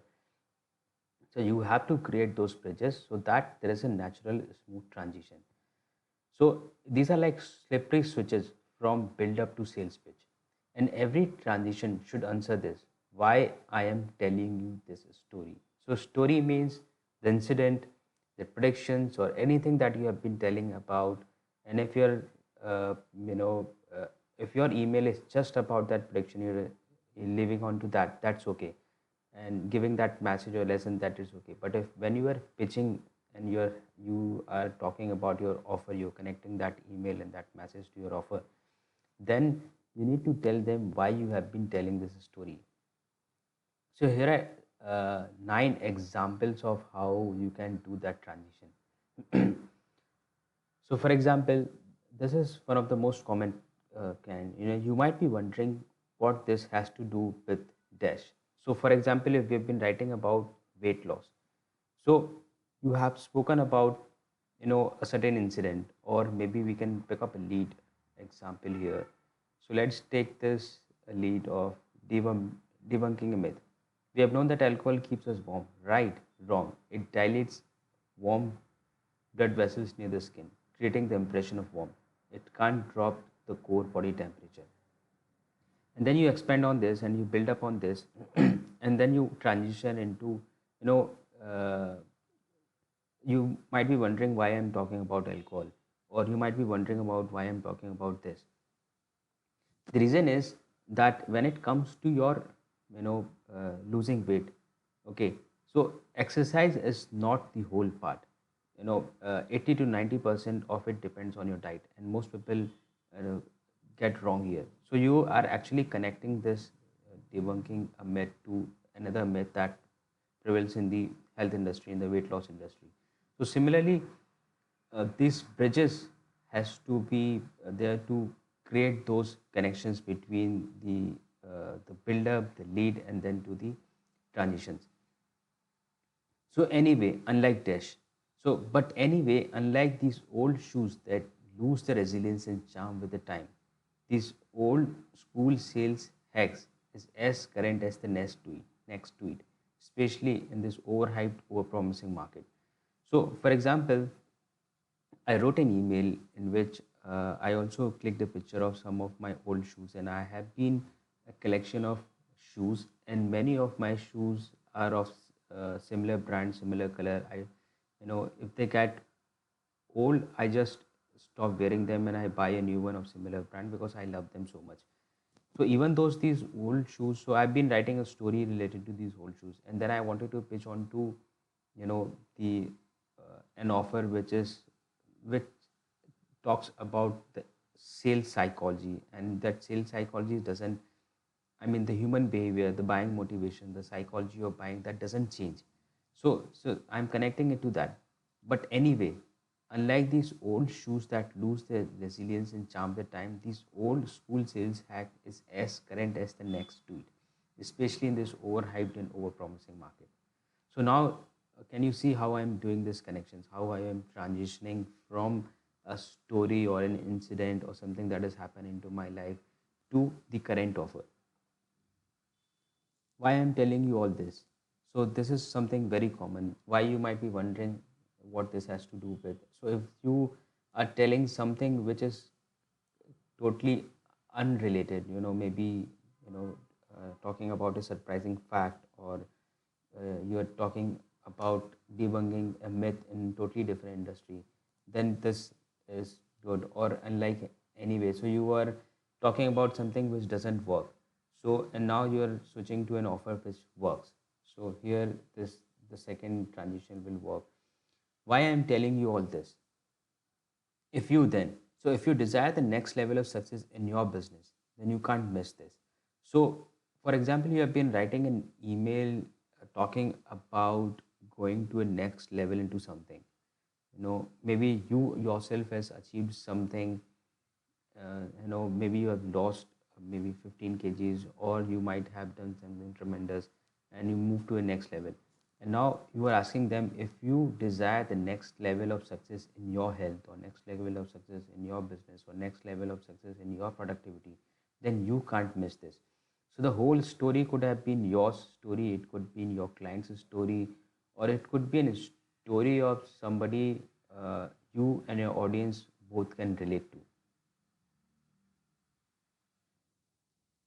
So that's a good way of transition. FM then is one of the most common and also one of the most effective way to transition into your offer. Fifth is want more cool stuff. So for example, you have shared some good insights in your email, and then you are asking them if you want more cool stuff. So you want more cool email writing tips, especially like these. Want more cool email writing tips like this, especially the one that gets you high ticket clients consistently, then here's a great place to kickstart. So it could be of anything. You might have shared a good tip related to fasting. It could be a good tip related to getting on a date, and then you want them to take a step further, and that is when you say them you want more cool stuff. Then you have to go to the next level. That's why today I want to talk about Dash. For example, that's why today I want to talk about email techniques that cut away all the fat and complexity in letting you reach out to your target audience. So probably you may have written email or a story related to, uh, there are so many people create unnecessary complexity, and how you resolve those complexity, and you find out that there are only few steps to take, and which reduces overwhelm, which makes action easier and simpler and faster. So it could be a story related to that. And then that is why you connect it to, that is why today I want to talk about emails. So it could be a story related to complexity, overwhelming, and then creating confusion and stress on making people not to take action. And then you're connecting it to something, your offer, because you make things simple, you reduce complexity, remove the guesswork, so taking action is far more easier. The seventh is, this is the reason. This is the reason I do not lash myself to every new shiny tactic. They fall flat in a tough business environment. So there could be an email or incident or story or something which is related to something that is not working. And you're writing, done the entire build up, and now you're saying that this is the reason I do not lash myself to every new shiny tactic. So you've written why a new shiny tactic is not working. This is the same secret dash. These are the same secrets that are used by non-fictional writers that can turn you into a master persuader. So, if you look at a lot of emails, if you look at a lot of good copy, they also use techniques which are used by non-fictional writers. Fictional writers.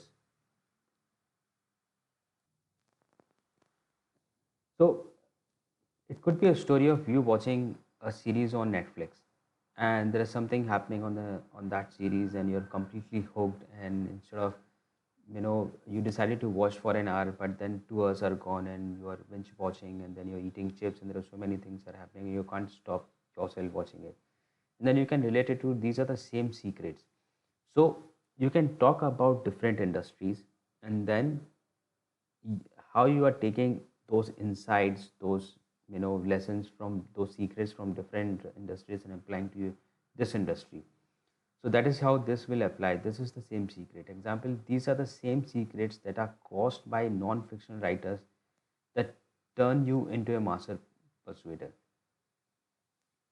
But ninth is, but I found it works even better for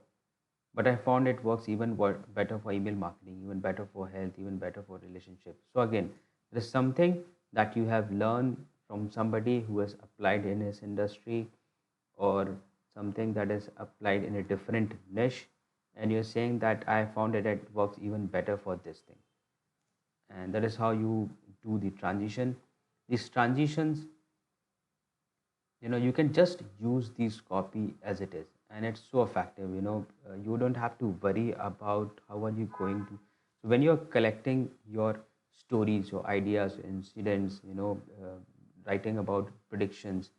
So let me pull this up, all the leads.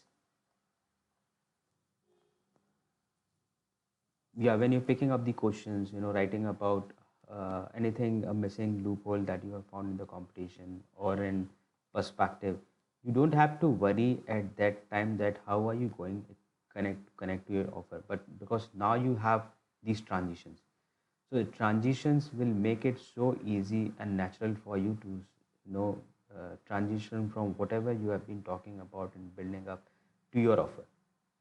So that is how you do this effectively. That is how you make things interesting. That is how you connect two different things and make it interesting for your reader to read.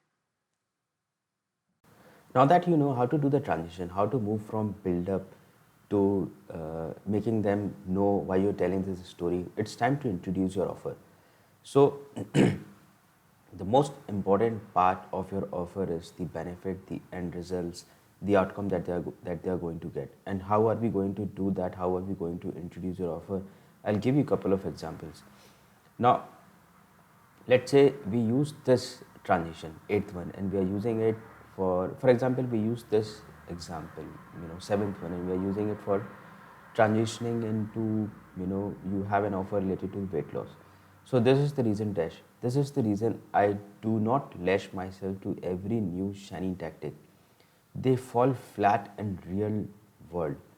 And when you're busy and when you're trying to lose weight, they fall flat. They do not work in the real, world. And that is why I created a simple 6-week program that helps busy professionals lose weight without starving or spending hours in the gym. If you can spare just 30 minutes a day, the system will help you drop fat, feel energetic, and actually enjoy the practice. The first thing to notice is this copy, and that is why. So we're doing a reason why copy. So there is a logical reason, a logical conclusion to the entire story that you have told, and that is why you have created this story. So it's not just you're writing them to introduce your offer.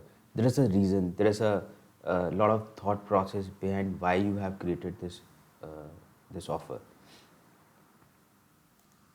The other thing is overcoming the objection. So whenever you are creating any offer, when you are pitching anything, there are couple of very common objection and the big objections. So in this case, objection could be they will have to spend a lot of time into gym, or they will have to, you know, starve themselves of food and cut down their food.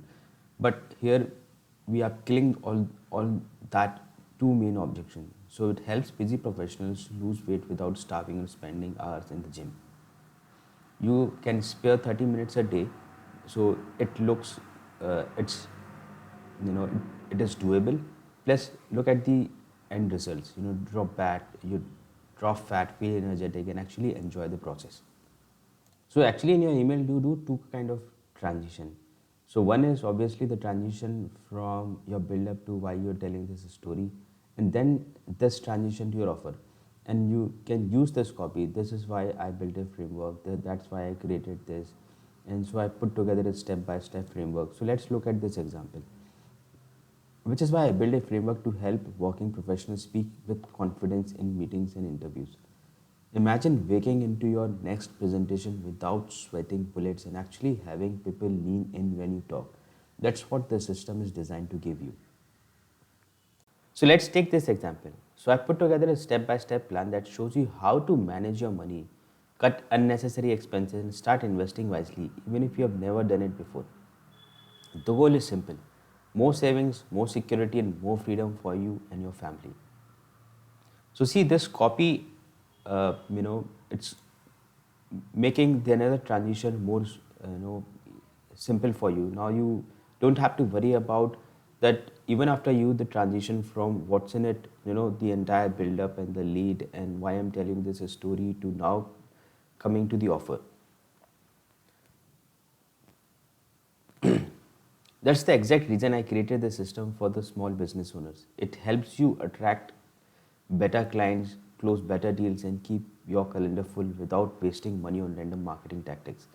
Now, these offers can be more specific. I'm not saying this is the best copy, but just to give you an example of how to do the transition, I've used this copy. But if we work again on this, and we can add very specific details, we can point out better benefits, and we can handle objections better. So these copies can be still edited and can be further improved. But the whole point is, how do you transition from the first transition to introducing your offer, and how do you actually introduce your offer?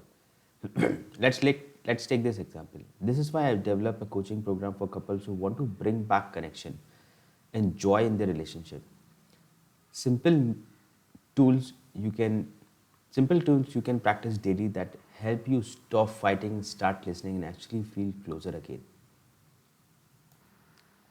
So now, no matter what you have been trying to speak in relation to, anything that has happened into your life and specific incident, or you've been trying to tell a story, or there is a surprising element or fact or figures, even they might be unrelated to a specific, topic your offer, but there are a couple of transitions that you can do so that it logically fits into the entire framework.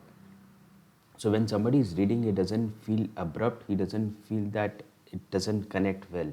Plus, you don't have to worry about specifically starting your email just talking about relationship. There's so many variety of things that you can write about, but because you know how you can link it back to your offer, which will make your email game much easier. Plus, it's interesting for your readers to read. You're not monotonous, you're not talking about the same thing. There's variety of things that you're talking about in your emails, and which is why your readership will improve and people will want to read your emails. So after you have you have introduced your offer. It's time to give that call to action link or the button. So focus on one action, the one action you want them to take after they read your email. So everything is designed to click to that one specific link.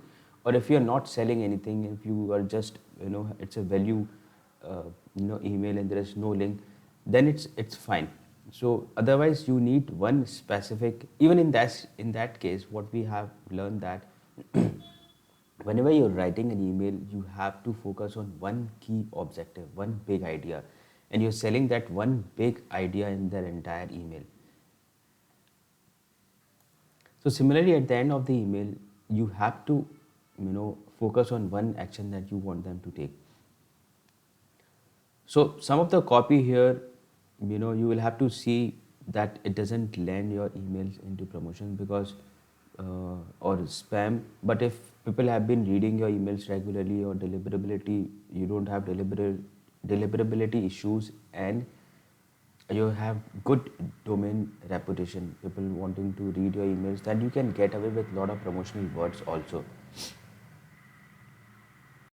So different types of call to action that you can use, and depending on what you're trying to sell and what the link is about.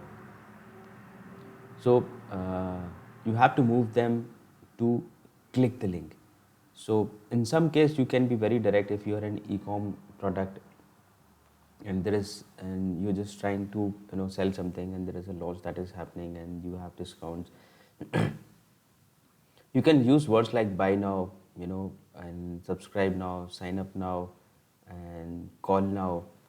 Otherwise, use more of a soft, which doesn't sound very promotional, like discover now, or sign up here. And if you're not selling anything, and or maybe they get the full details here, or want to be part of this allied group, go here. Instead of click, you may use words like go here, discover how, and if you're asking them to reply, shoot me a reply, I'll see if I can help you. Or shoot me a reply to get more details to specific to, about this program. But using the words like hit the reply button, shoot me a reply, these are action verbs and they trigger people to take action. So you can also bribe people. So your TV show, so you know, uh, in your call to action, link, and you can use the text very effectively to get better links, better clicks. So your favorite TV shows just rupees 150 per month, and then you can tweak this, model this copy for a different offer. Get started. Click here for the ABC surprise sales. You can also attach a compelling reason. Discover how to turn your hobby into money producing skills fast. So whenever you get a chance, do not just give away the link. You can use the text on that click to action link effectively and still manage to get better click through using better copy. You can ask for a non-risky first step. Start with a free trial. Try it for 15 days at our risk. Get started today. If you don't love it, your money back guaranteed. Join free for a month. Attach a benefit. So usually in a lot of coaching offers, you can use this very effectively. This one, attach a compelling reason, works so well, and this works so well. Improve your productivity by 33% with XYZ. So you are directly giving them a benefit and giving them more reasons to click the link. Now start conducting interviewing. Conducting interviews any place, anytime, any device, and get started. You can attach a problem desire. Need to get rid of 15 kgs in 3 months. Stop struggling with your emails and claim your complimentary training now. So this is also a good idea. Ask them to close the loop. Go here and find out for yourself if you can be the next millennial. Or discover your ideal style now. Get a quick personalized quote today. So now this gives you a variety of call to action links that you can use, different kind of copies that you can use. You can bring variety into it so that it gives different reasons for you to make them click the link and go to the next and take the next step. So for example, if you have one offer for which you have been writing consistently, and most of your emails are designed to sell that one offer, then you can bring a lot of variety into the call to action links to get the more clicks, because you're using different kind of copies. So usually that helps also break the pattern. People have been seeing similar kind of copy and similar kind of call to action in your emails for a quite a long time, but then you start tweaking those copy. You are not leaving chance anywhere, because when they are on that link, you are giving more reasons for them to click, and which is why it's important to bring the variety in that copy also. Another trick that you can use is use the same copy that you have been using in your subject line in your call to action links. So it creates familiarity. So people have clicked a subject line because they like that subject line, and now they are seeing the same, when they're on to the links, they're seeing the same copy. So it actually gets you more clicks, because they are sticking to their own behavior. They like that copy and now they wanted to click it more. So let's take a quick recap of what we have learned, the entire course. As of now, we have understood why email is one of the most effective tool in 2025 to get sales, to get a good ROI on your investment, the mistakes that people make and how to avoid those mistakes. Then we have learned the 4 different sales that you have to make in every email copy, and then how you get into the reader's world, how do you do the research, how do you tap into the emotions, how do you identify what they want and what they don't want, and the architect of the emails. So we have, in the architect, we have learned the subject line, how do you write effective subject lines, and then how do you do the leads. So how do you do the build up, and so the subject lines, the body copy, the lead, and then the build up, transition, pitch, and the call to action. So PS could be, is another opportunity to make them click your links, or another opportunity to sell, and it's optional. You may or may not want to use it. So it's the poster script.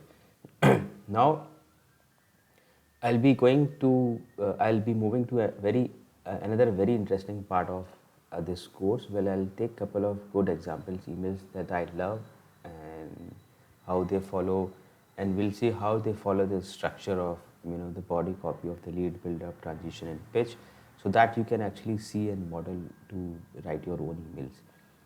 And let me show you these examples.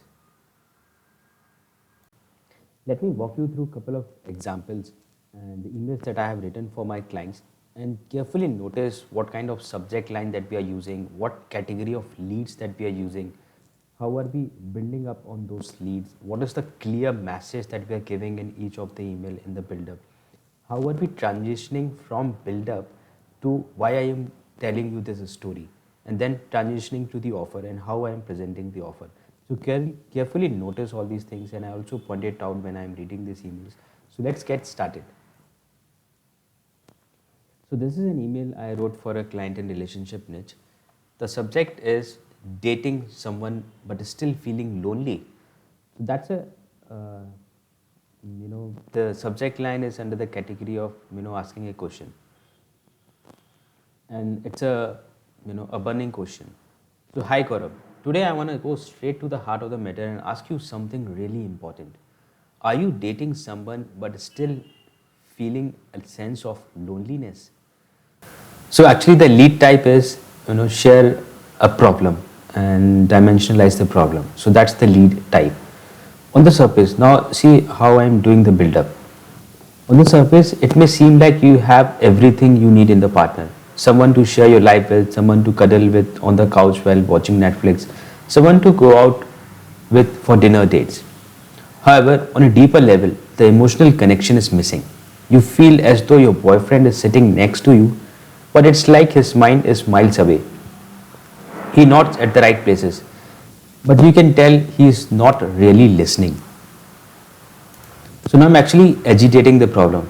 Many times when you're talking about your day, your dreams, or even something funny that happened, he's just scrolling through Instagram or staring blankly at the TV, lost in his own thoughts.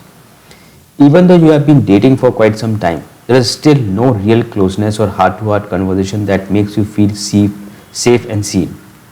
He avoids opening up about his feelings. He shuts down when you try to talk about the future. He changes the subject when you ask about his worries or stress. And slowly, you start to feel like you are in a relationship alone. So when you date someone who is emotionally unavailable, you end up feeling unheard, disconnected, and ultimately lonely. The sad truth is, many women find themselves in a relationship with someone cold and distant.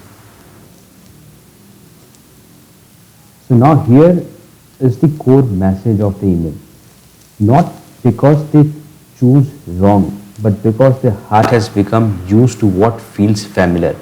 So this is the message, and I'm expanding on this message here. If in the past you had to fight for attention, wait for scraps of love, or prove yourself to feel worthy, then even today a partner who feels distant can weirdly feel normal. And when you finally meet someone who's steady, honest, and fully present, it almost feels unsettling. So without realizing it, you are pulled back into the same old cycle. And so attracting the wrong kind of relationship becomes a pattern that repeats itself without even noticing. So I'm building it up on this to explain it further and make it more relatable so that the reader can quickly understand by relating it to real specific concrete details, adding these details and making it vivid and clear so they can see it. This is the reason. Now see, I'm not transitioning to why I am telling you all this. This is the reason. Unless you fix the problem at its roots, it keeps showing up again and again.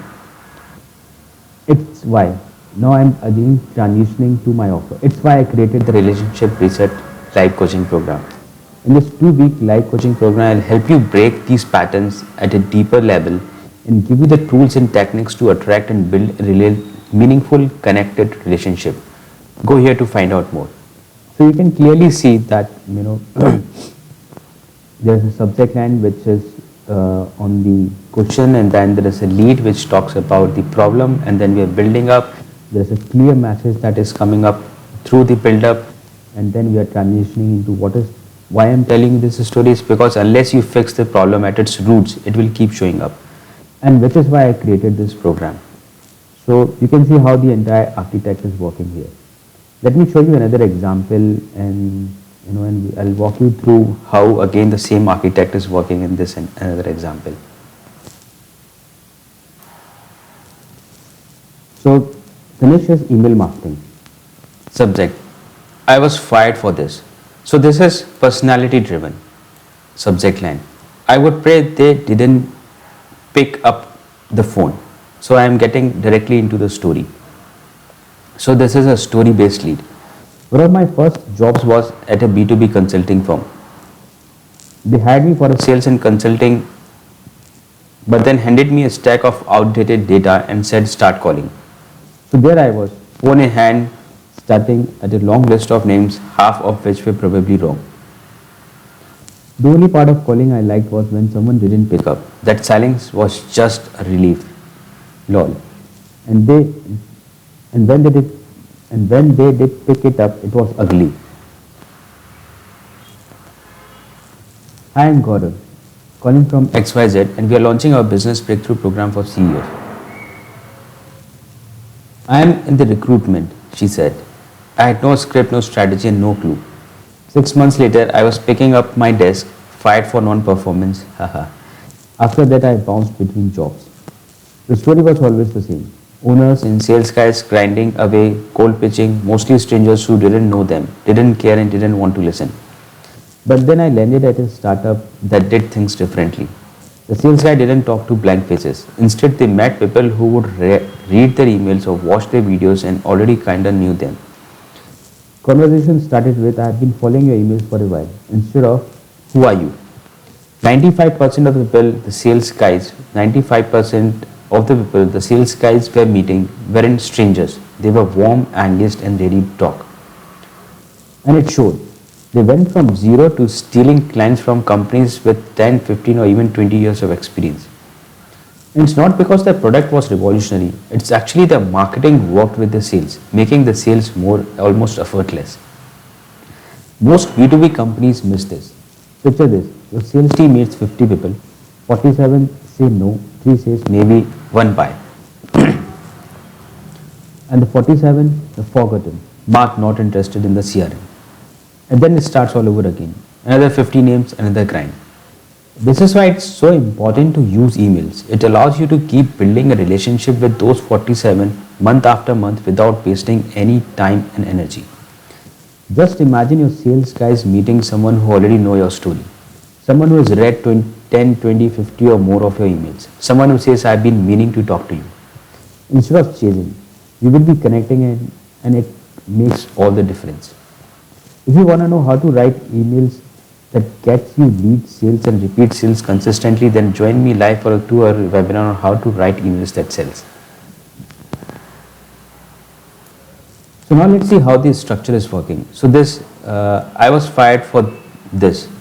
So this is both curiosity and it is personalized. So this is a mix of both. So this, the word this is creating curiosity, and I was fired is the personalized thing. I would pray they didn't pick up the phone. So I'm directly setting up getting them into the story. So this is a story-based lead, and then I'm building it up. So here this is all the build up and the story about it, and then there is a clear message that I'm giving through the story. And it's not because the product was revolutionary, it's actually the marketing worked with the sales, making the sales almost effortless. So this is the core message of the entire email. And then after I have given the message, I am talking about why this is so important.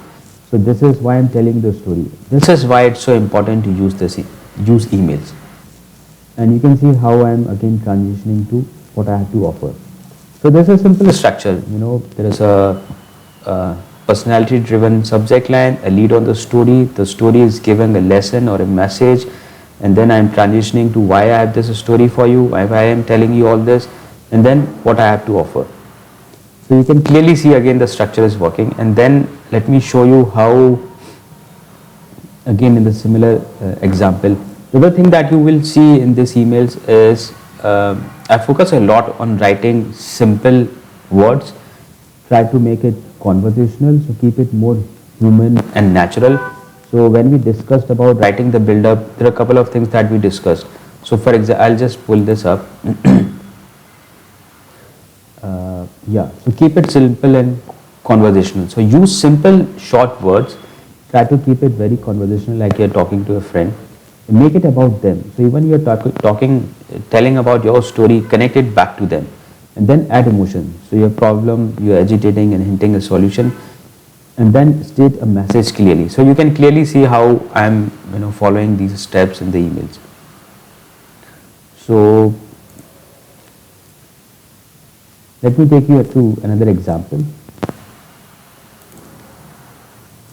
So this is I wrote for a client who is into helping others overcome addictions of alcohol.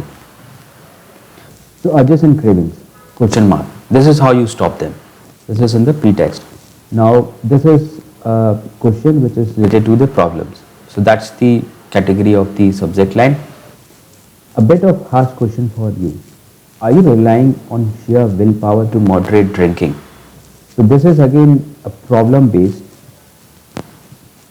because I'll be expanding on this problem. So this is not just the question based, it's a mix of both, but it's kind of, since we're directly asking them on a problem statement and expanding on it, I would consider more of a, share a problem and then show the symptoms kind of a lead. I'm sure you would have given the old cold turkey approach a shot before, but let's be real. Most times we are back on the bottle before the end of the beat, or at least I know that's how it was for me. I mean, think about it. How many times have you woken up with a pounding head, dry mouth, and that fit of and that pit of regret sitting heavy in your stomach from the last night's wish. You stumble into the bathroom looking at yourself in the mirror and mutter, "No more drinking today." But by evening, the thought of cracking open a cold beer or pouring a glass of whiskey keeps circling in your head like an itch you can't scratch. So you go home, twist open the cap, pour yourself a drink. And before you realize it, you're refilling the glass. Then again until the bottle stands there empty on the table staring back at you. And this cycle doesn't just last a week, it stretches on for months, years, sometimes even a whole decade. If this feels uncomfortably familiar, hear me out. It's not all your fault. Alcohol addiction literally messes with your brain chemistry. So this is the message. And now I'm expanding on this message. It hijacks your reward systems, rewiring your brain so the craving feels automatic. Like your body is pulling you towards the bottle even when your mind says no. That's why simple positive thinking and surface level strategies just won't do the trick. But don't worry, no matter how long you have been hooked on alcohol, you can rewire your brain chemistry and finally break free from those triggers, urges and cravings. This is precisely what my Free From Drinking course helps you with. It reshapes your brain's psychology and behavioral patterns step by step. So instead of walking up groggy with regret, you start waking up clear-headed, proud and in control. You reclaim a relationship with yourself and live a life free from alcohol's grips. Want to hear some amazing success stories? Click here to find out how thousands of my clients have become alcohol free and are living happier and healthier lives. Ellen. And now there is a testimonial in the PS. The Free From Drinking course won't just help you become alcohol free, it will change every aspect of your life. And there is a good testimonial here to prove that we are working. That's a great proof on this program. So let me show you how the entire structure is working. So this subject line again is the burning question, and I have a bit of a harsh question for you. Are you relying on the sheer willpower to moderate thinking? So this is where the problem-based leads, and then I'm showing the symptoms of how the problem is showing up in their life. And this is the build-up is actually, I'm not making this up. This is come through research. This before you write your email, that is what we discussed in the earlier part of this course, where you have to do the research, identify the clients, how are they living, what are the frustration, how those problems are showing up in their life, and that is how. And then there's a clear message. Alcohol addiction literally messes up your brain. So the build-up, after the build-up, and during the build-up, this is the message that's coming up clearly. It hijacks, and then I'm expanding on this message so that it's clear and they can see clearly what I mean to say.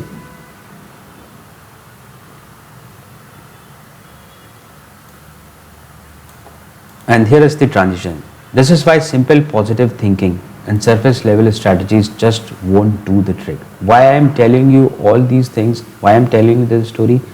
Because positive thinking and surface level strategies just won't do the trick. And this is why precisely what my Free From Drinking course helps you with. So that is how you will be doing your emails, and I'll walk you through one more last email from this course, and then you are ready to start using this and leveraging it to start writing emails for your list, for your clients list. So let's take this example. This is for a niche into luxury spas and into spas and people who offer massages and therapy, where they have these good spas, but they're not able to attract good clients.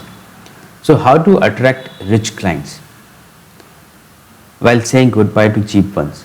So this is again both benefit and curiosity. So curiosity is how to, but we can make it, if you want to make it more curiosity driven, then you can name the formula or the technique that you help with in attracting rich clients. But then this is a very good benefit for people who want these kinds of clients. One of the busiest shopping streets in the world is Fifth Avenue in New York City, USA. So I'm talking about a fact, it's an interesting fact, though it might not be very surprising for everyone, but though talking about things like shopping streets and all, it's very interesting. So one of the busiest shopping streets in the world is Fifth Avenue in New York City, USA. So I'm starting with a good fact. It is also one of the most expensive, jam-packed with iconic brands like Tiffany and Company, Gucci, Louis Vuitton, Prada, Cartier, attracting clients from all over the world.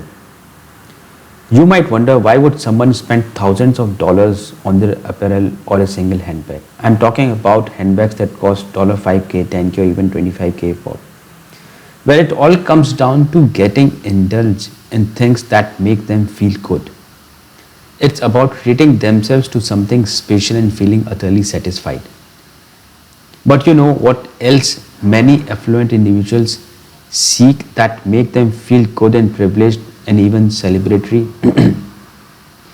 Experiences like good massages and therapy. It's why massages and therapy centers have been blooming all over the world lately. Most importantly, your clients do not have to be ultra rich to enjoy these experiences. However, the truth is, the most business owners do not know how to attract these affluent clients. So they settle with low paying clients and over demanding clients. Now, okay, I'll talk about the structure. Let me finish this emails. What if you can consistently attract people who are already willing to invest in massages and therapy and rebook over 90% of them? You will never have to worry about clients again. Instead, you can build a six-figure business while having the freedom to do things you love. This is exactly what you will discover inside the Affluent Clients Bootcamp. You will discover the step-by-step framework that has helped over 350 clients to build the massage and therapy business and business life that. Just like Jason, who went from seeing over 5 clients a month to becoming fully booked for 12 months in advance. And then stay-at-home dad Nick, who went from feeling stuck even after trying literally everything to forexing his business in 10 weeks. All these people were in the same boat as you when they joined the Affluent Client Bootcamp. But they all took the leap, and you can watch out for yourself. Click here to find out how Affluent Client Bootcamp can change your business and life. So you have already seen the subject line and the kind of lead that we are using, how we are building up, making the entire thing more interesting and hooking their, all the 4 types of sales that we are doing: attention sale, leadership sale, solution sale, and selling the action. Here's the clear message,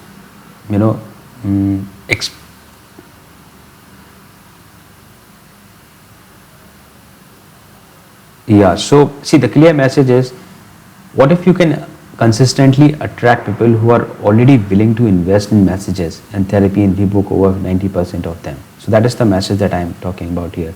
And yeah, I think that's not the message here. The message is, however, the truth is, most business owners do not know how to attract these affluent clients. So they settle with low paying and over demanding clients. So that's the message here. And why I'm telling all this story is because, so that's here, this is exactly what you will discover inside the program. So that's the program that I'm talking about. So that is how I'm transitioning into the offer.